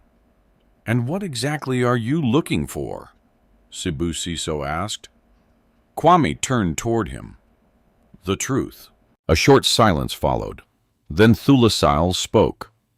"The truth is, I gave part of my body to save a stranger," she said flatly. "That's it." Kwame shook his head slightly. "No," he replied. "That's where it started." That sentence made something in the air shift. He stepped closer. "I've seen your medical records," he said. "Not all of them were disclosed to you." Thulisile frowned. "What are you talking about?" Quam hesitated, then reached into his folder and pulled out copies. He handed them to her. She took them slowly. Her eyes scanned the pages. At first, just medical terms. Then her expression changed. Extended post-operative observation authorized under donor-linked resilience protocol. She read it again. Slower this time. As if reading it differently, would change its meaning. It says it, her voice lowered. They monitored me after surgery. Kwame nodded. Yes. Cebu Cizo leaned in. Monitored how? Kwame answered carefully. Your recovery, your physical endurance, your daily environment, even your work patterns. Silence. Thulisile stepped back slightly. That's not possible. It is, Kwame said softly. Because it happened. Her hands tightened around the papers. Why would they do that to me? Kwame looked at her directly. That's what I'm trying to find out. For a moment, no one spoke. The township around them continued, living its normal chaos, children shouting distant traffic metal gaze, opening and closing, but inside that small circle, everything felt suspended. Cebu Cizo broke the silence. This sounds illegal, he said. Kwame nodded. It is. Thulisile looked between them. So what now? Kwame didn't hesitate. Now I go deeper. She frowned. Deeper into what? He paused. Then answered, the program that used your case. That word again. Used. It landed differently this time. Heavier. More personal. Thulisile's voice dropped. I'm not a case. Kwame nodded immediately. I know, but then added, but to them, you were... Silence. Cebu Cizo stepped forward slightly. If what you're saying is true, he said, then who is responsible? Kwame looked at him. That's what I don't know yet. Thulisile shook her head. This doesn't make sense. Why would anyone monitor me? I'm nobody. Kwame's expression softened slightly. That's exactly why. She frowned. What does that mean? He took a breath. Because systems like this don't study people who are already powerful, he said. They study people who survive without power. Silence again. Thulisile looked down at her hands. The same hands that had cleaned floors, carried trays, held her brother's hand through illness. Hands that had been part of survival. You're saying my life was... data, she whispered. Kwame hesitated. Yes. That word hit harder than anything else so far. Cebu Cizo clenched his jaw. That's disgusting, he said quietly. Kwame didn't argue. He only nodded. Then he added, but it doesn't end there. Thulisile looked up sharply. What do you mean? Kwame flipped through the folder again. There are multiple donor cases. She frowned. So, his voice lowered. They weren't just observing one outcome. Silence. They were comparing lives, he said. That stopped everything. Even Cebu Cizo froze. Comparing Thulisile repeated slowly. Yes, Kwame said. Different donors, different environments, different survival conditions. Her stomach tightened. That's not medicine, she said again. No, Kwame agreed. It's something else entirely. The wind ticked loudly. Dust moved across the road. A dog barked somewhere in the distance. Thulisile stepped back slowly. I don't want to be part of this anymore, she said firmly. Kwame nodded. I understand. But then he added, you already are. Silence. Cebu Cizo looked between them. So, what does she do now? He asked. Kwame didn't answer immediately, because the truth was, there was no simple answer. Finally, he said, you come with me. Thulisile blinked. What? I need you to see the records yourself, Kwame said, to understand what was done. She shook her head immediately. No. Kwame didn't react emotionally. He simply said, you deserve to know the truth about your own body. That sentence landed differently. It wasn't persuasive. It was factual. And that made it harder to ignore. Sibusiso stepped closer to Thulisile. "You don't have to go," he said quietly. She nodded slightly. "I know." But her eyes didn't leave Kwame. After a long pause, she asked, "If I go, will it change anything?" Kwame hesitated, then answered, "Honestly, I don't know." Silence. That honesty mattered, more than certainty would have. Thulisile looked at the shack behind her, at Sibusiso, at the life she had built from nothing. Then she looked back at Kwame. "What if I don't want answers?" she asked. Kwame's voice softened slightly. "Then you stay here, and nothing changes." A long pause. Sibusiso spoke quietly. "But if you do go, you might finally understand why this keeps following you." That made her stop. Because it was true. This wasn't over. It had never been over. It had followed her from the hospital, from the surgery, from the recovery, from the letter, from the phone call, and now from the man standing in front of her. Finally, she exhaled slowly. "I don't trust this," she said. Kwame nodded. "You don't have to trust me." Another pause. Then she asked, "What about him?" She nodded slightly. "Towards Sibusiso." Kwame answered immediately, "He comes too." Sibusiso blinked. What Kwame looked at him. If this system studied resilience, it studied both of you indirectly. Silence again. Thulisile closed her eyes for a moment, then opened them, where she asked quietly. "Kwame," replied Accra. The name hung in the air, foreign, distant, uncertain. But something inside Thulisile shifted. Not agreement, not acceptance, but movement. A step toward truth, whatever it was. She looked at Sibusiso. He didn't look afraid, just serious. Then she looked at Kwame. "You said I deserve the truth," she said. "Yes." Her voice steadied slightly. "Then I'm going." And for the first time since the surgery, the story stopped feeling like something that happened to her and started feeling like something she could finally confront. The airport in Johannesburg felt unreal that morning. Too clean, too bright, too distant from the life Thulisile had known. She stood near the entrance, with Sibusiso beside her, holding a small worn bag containing everything they owned that mattered. Behind them, Kwame Adeyemi's black vehicle waited silently, engine running, as if the world had already accepted their departure. But Thulisile had not yet. Sibusiso looked round nervously. "I've never been inside a place like this," he admitted quietly. "Neither have I," Thulisile replied. Kwame stood a few steps away, speaking briefly on the phone, issuing instructions in a calm voice that didn't match the weight of what was happening. He ended the call and turned toward them. "We leave in 20 minutes, he said. Thulisile nodded slightly, but her eyes were distant. Something inside her still resisted.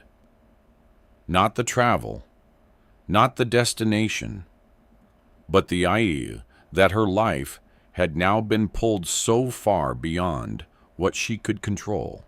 Sibusiso noticed her silence. "You don't have to go if you don't want to," he said gently. She looked at him. "I already said, I'm going." "I know," he replied. "But you're not convinced." That made her pause. Because he was right. She wasn't convinced. She was moving. Kwame approached them slowly. "Everything is arranged," he said. "You'll be safe." Thulisile gave a faint, almost tired smile. "That's what you said about the surgery, too." The words hung between them, not hostile, but sharp. Kwame didn't defend himself.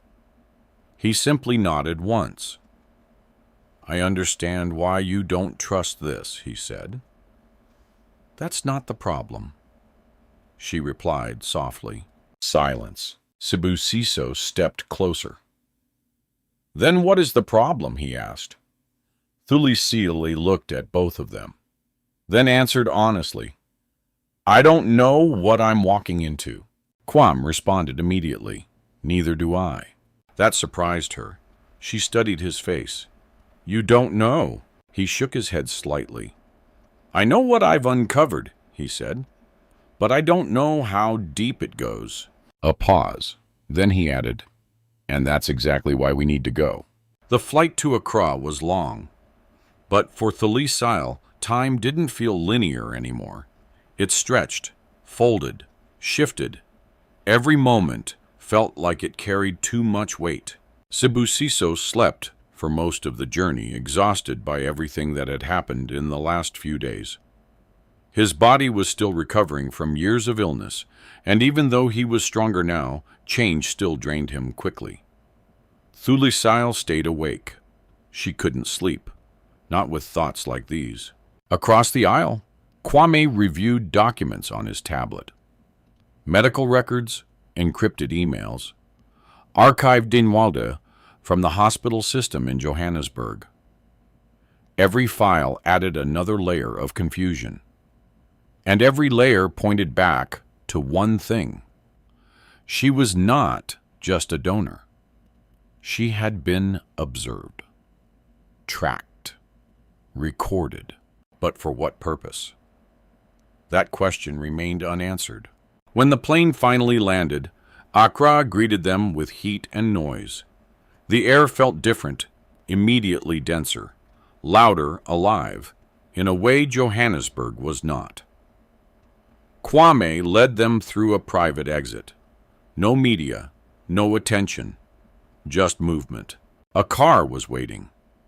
As they drove through the city, Thulisile watched everything silently.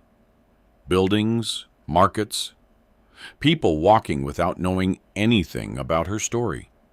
Life continuing without interruption.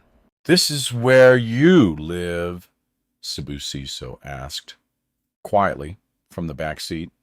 Yes, Kwame replied. It doesn't look like the world I imagined, Sibusiso said.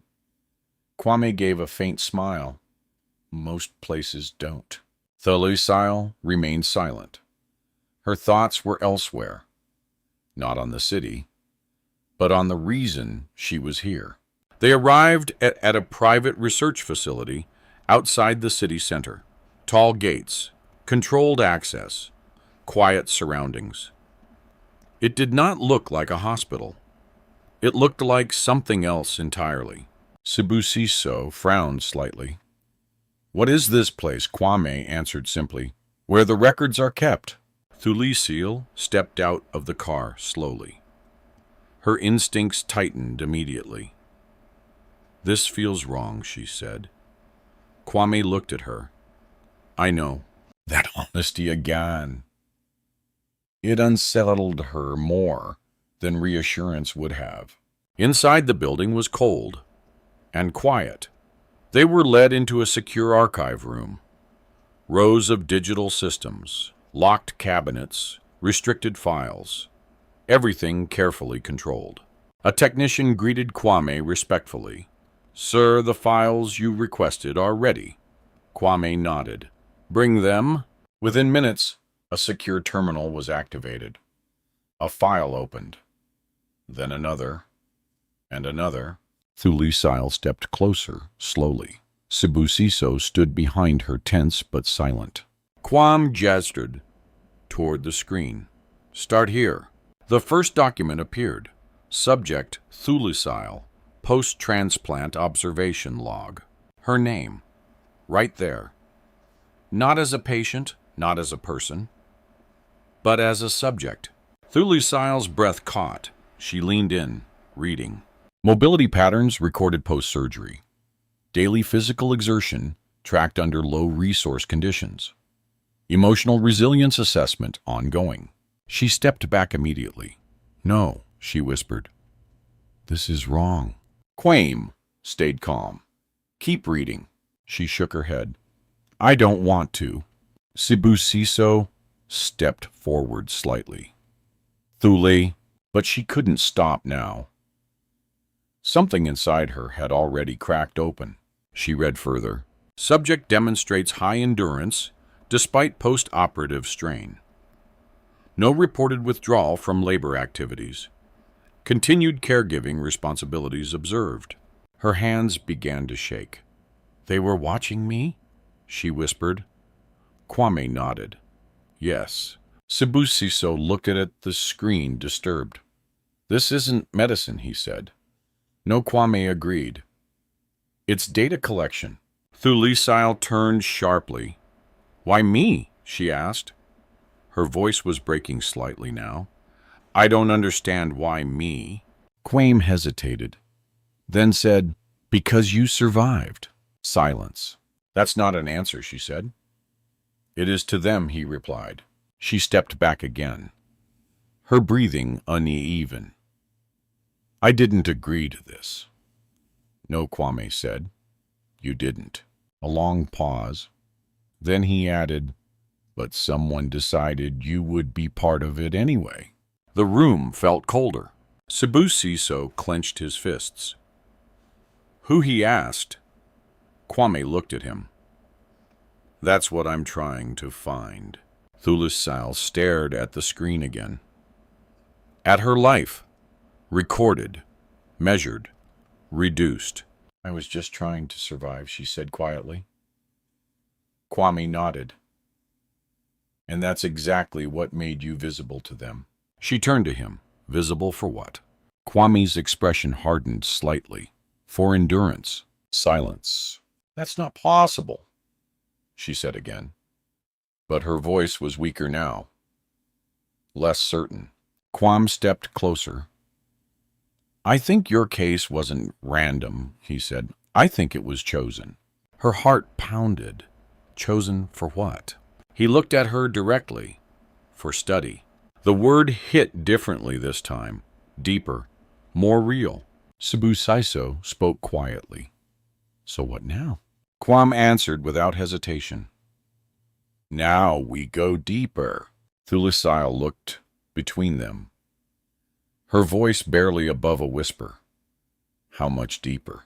Kwame paused, then said, Until we find who designed this. Silence. Thulisile closed her eyes for a moment.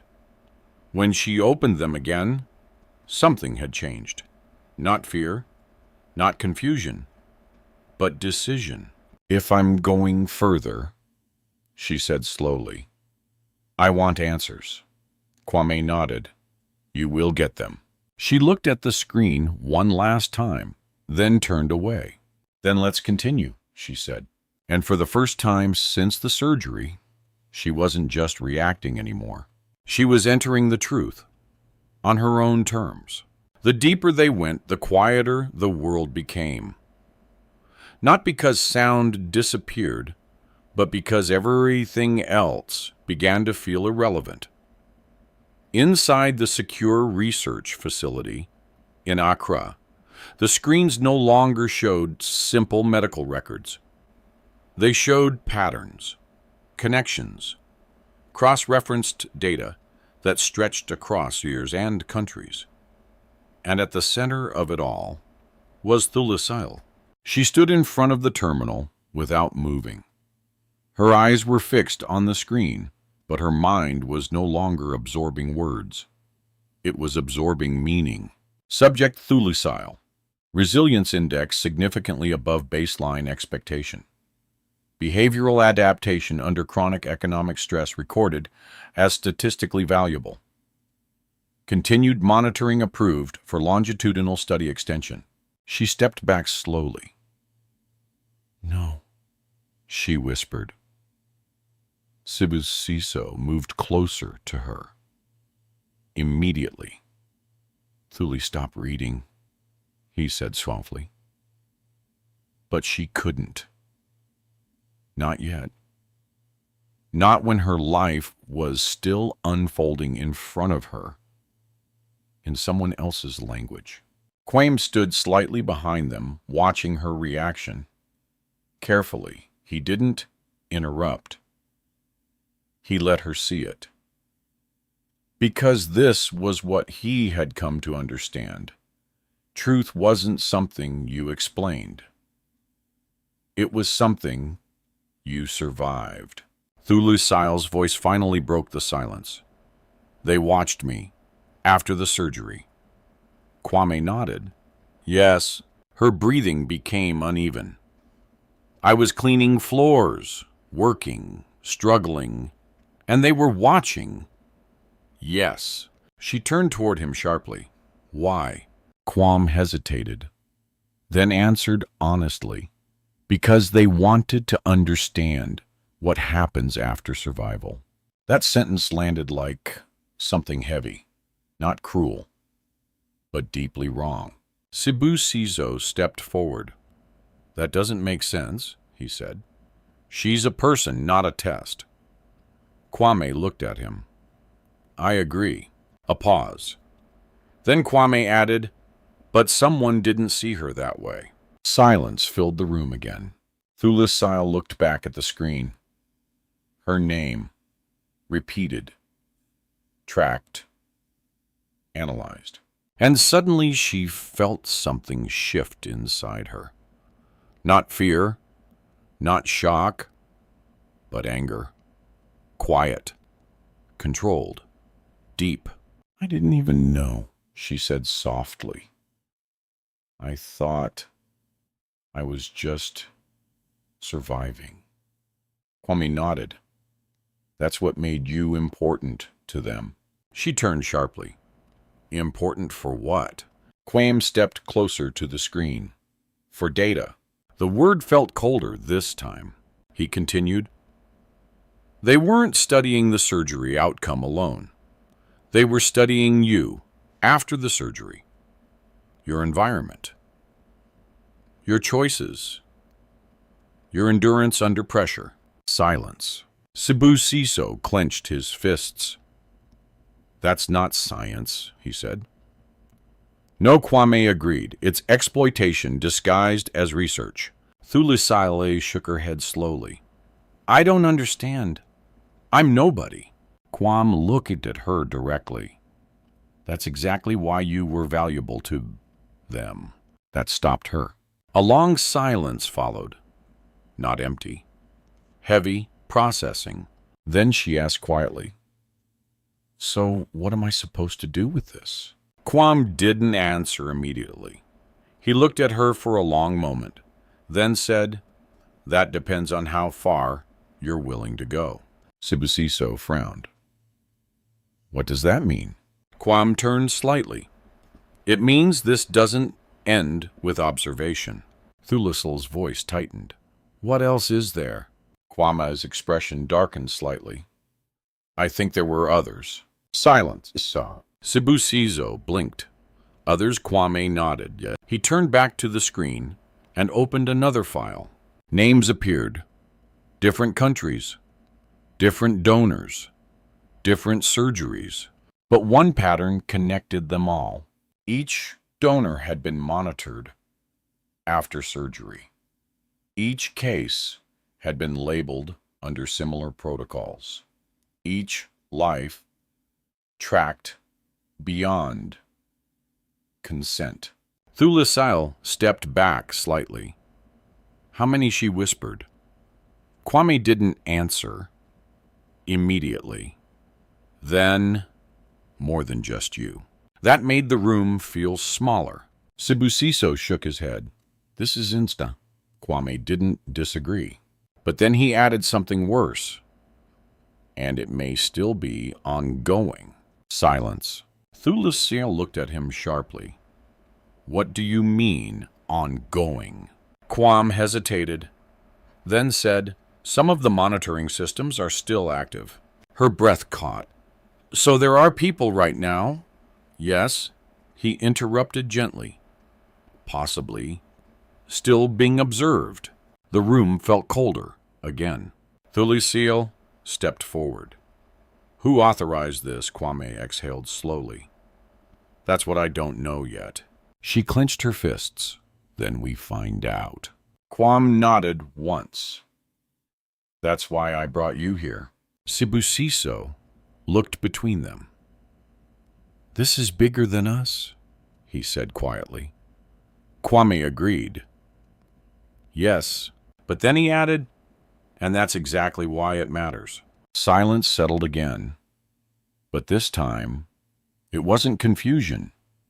It was direction forming. Thulisile looked at the screen again. At her own life. Rewritten as data. I want to see everything, she said suddenly. Kwame looked at her. Everything. Yes, she repeated firmly. All of it. Sibusiso hesitated. Thuli, but she didn't look away from the screen. I need to know what they turned me into. That sentence changed something in the room. Kwam nodded slowly. Then we go to the source.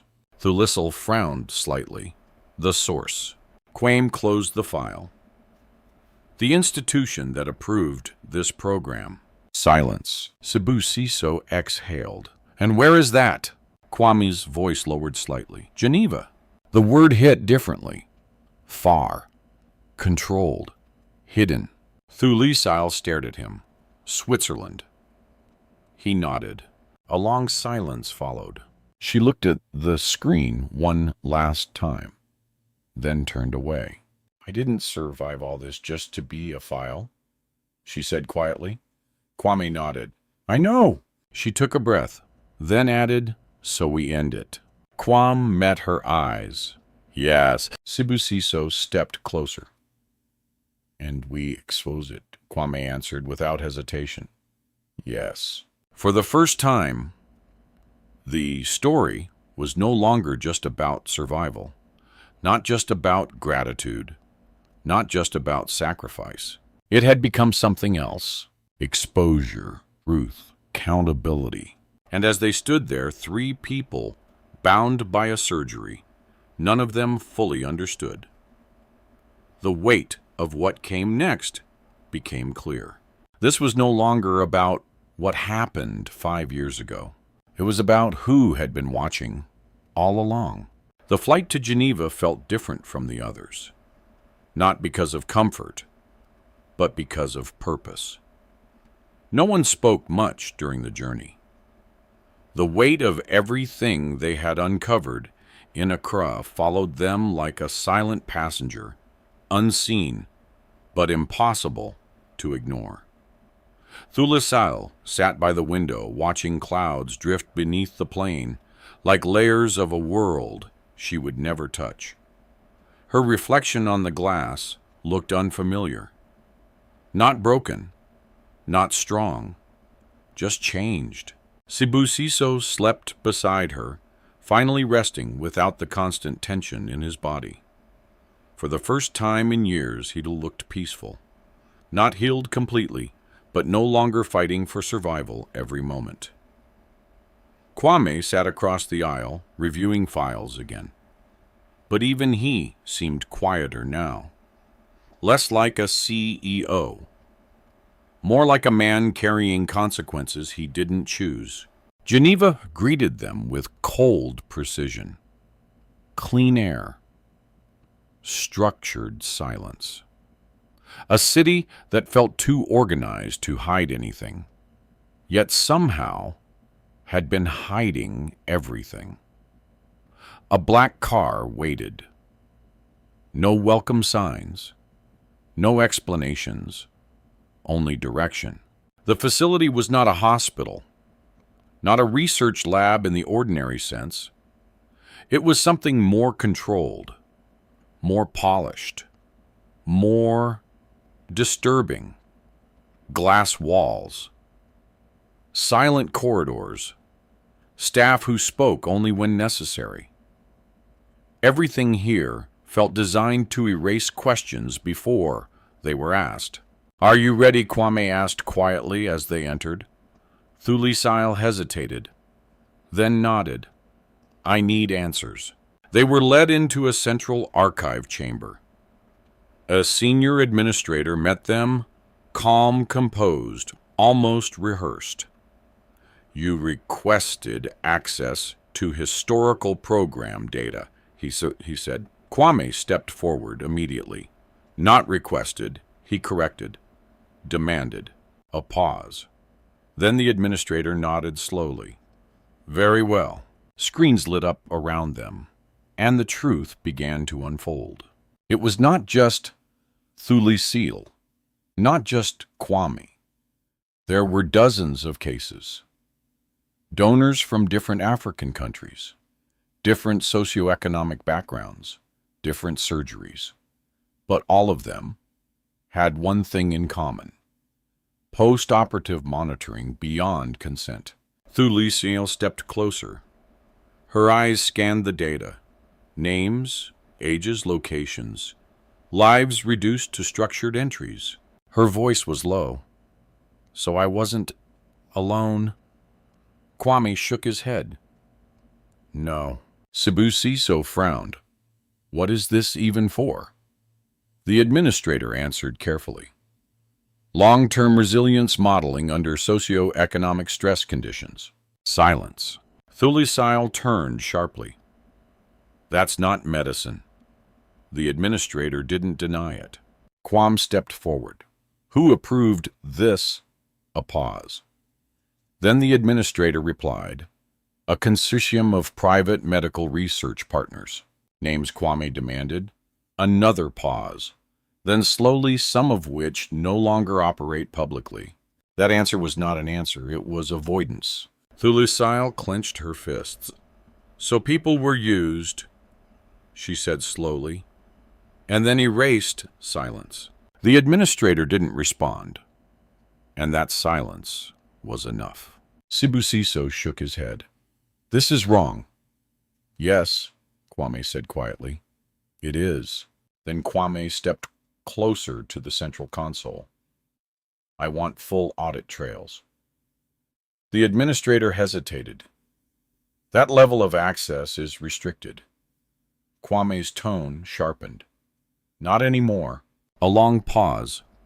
Then slowly, access was granted, and everything changed. Again. Hidden files appeared. Internal discussions. Encrypted approvals. Redacted communications between institutions. And at the center of it all, a name pattern repeated. Not Thulisile, not Kwame, but a directive label: Project Continuity, Human Resilience Study. Thulisile stepped back slightly, her voice barely audible. They were continuing it. Kwame nodded. Yes. Sibusiso looked between them. Is it still happening? That question hung in the air. Kwame checked the latest timestamps, then answered. Some parts, yes. Silence. Thulisile felt something shift inside her again. Not fear, not shock, but something sharper. Anger. Clear, focused, unavoidable. I didn't survive all of that just to be Data, she said quietly. Kwame looked at her. No, he replied. You didn't. She turned to him. So what now? Kwame didn't hesitate. Now we expose it. The administrator finally spoke again. This information is highly sensitive. Releasing it would have global consequences. Kwame looked at him. Good. Silence. Sibusiso stepped forward slightly. If you release this, he said, what happens to the people still inside it? Kwame paused, then said honestly, they get seen. That was the turning point. Thulisile looked at the screen one last time, at her name, at the pattern of her life, at the system that had quietly observed her suffering and called it Data. Then she made her decision. I want my file released, she said firmly. The administrator hesitated. That cannot be undone. I know, she replied. Kwame nodded. Do it. A moment of silence. Then the system began unlocking. And somewhere in that moment, a structure built on silence started to crack. Later that night, outside the facility, the three of them stood in the cold Geneva air. The weight of what had been done was still settling, but something else had begun. Sibusiso looked at Thulisile. "You changed everything," he said quietly. She shook her head. "No," she replied. "They did." Quam stood beside them. "No," he corrected softly. "You did, by surviving it." Silence. For the first time, Thulisile didn't feel like a subject, or a file, or a hidden record. She felt like a voice. And somewhere far beyond Geneva, the truth was beginning to spread, not as data, not as a secret, but as something alive, something that could no longer be contained. And for Thulisile, it was no longer about what had been taken from her. It was about what she would do with what remained. She looked at Kwame, then at Sibusiso, and finally at the city ahead. "I'm not running from this anymore," she said quietly. And for the first time since the surgery, her story was no longer being observed. It was being written by her. When everything was finally revealed, what remained was not just a story of medical science or hidden systems, but a story of human dignity. Thulisile's journey shows how easily the world can overlook people who are struggling quietly, assuming that survival itself means consent to suffering. She never set out to become part of something larger than herself. She only wanted to save her brother, to hold on to the small pieces of family she had left. Yet, her sacrifice became something that others observed, measured, and used without her full understanding. And still, despite everything, she never lost her humanity. What makes her story powerful is not only what was done to her, but how she responded. She did not allow pain to turn her into bitterness. She did not let exploitation erase her compassion. Even when she discovered she had been part of something unethical and hidden, she chose truth over silence, courage over fear, and understanding over revenge. In the end, her strength was not in what she gave away, but in what she chose to become after losing so much. Kwame's journey also reflects another truth. Wealth and power do not erase responsibility. They magnify it. His search was not just for gratitude, but for accountability and meaning. And through that search, he learned that saving a life is not the end of a story, but the beginning of a deeper moral obligation to those who make that survival possible. This story reminds us that every life has unseen depth. Every act of sacrifice carries a weight the world may never immediately recognize. But truth has a way of resurfacing no matter how deeply it is buried. And when it does, it demands not only justice, but reflection. If this story touched you, share your thoughts in the comments. What do you think about Thulisile's choice and the truth she uncovered? And if you enjoy emotional, inspiring stories like this, don't forget to subscribe to the channel for more powerful narratives about love, sacrifice, injustice, and hope.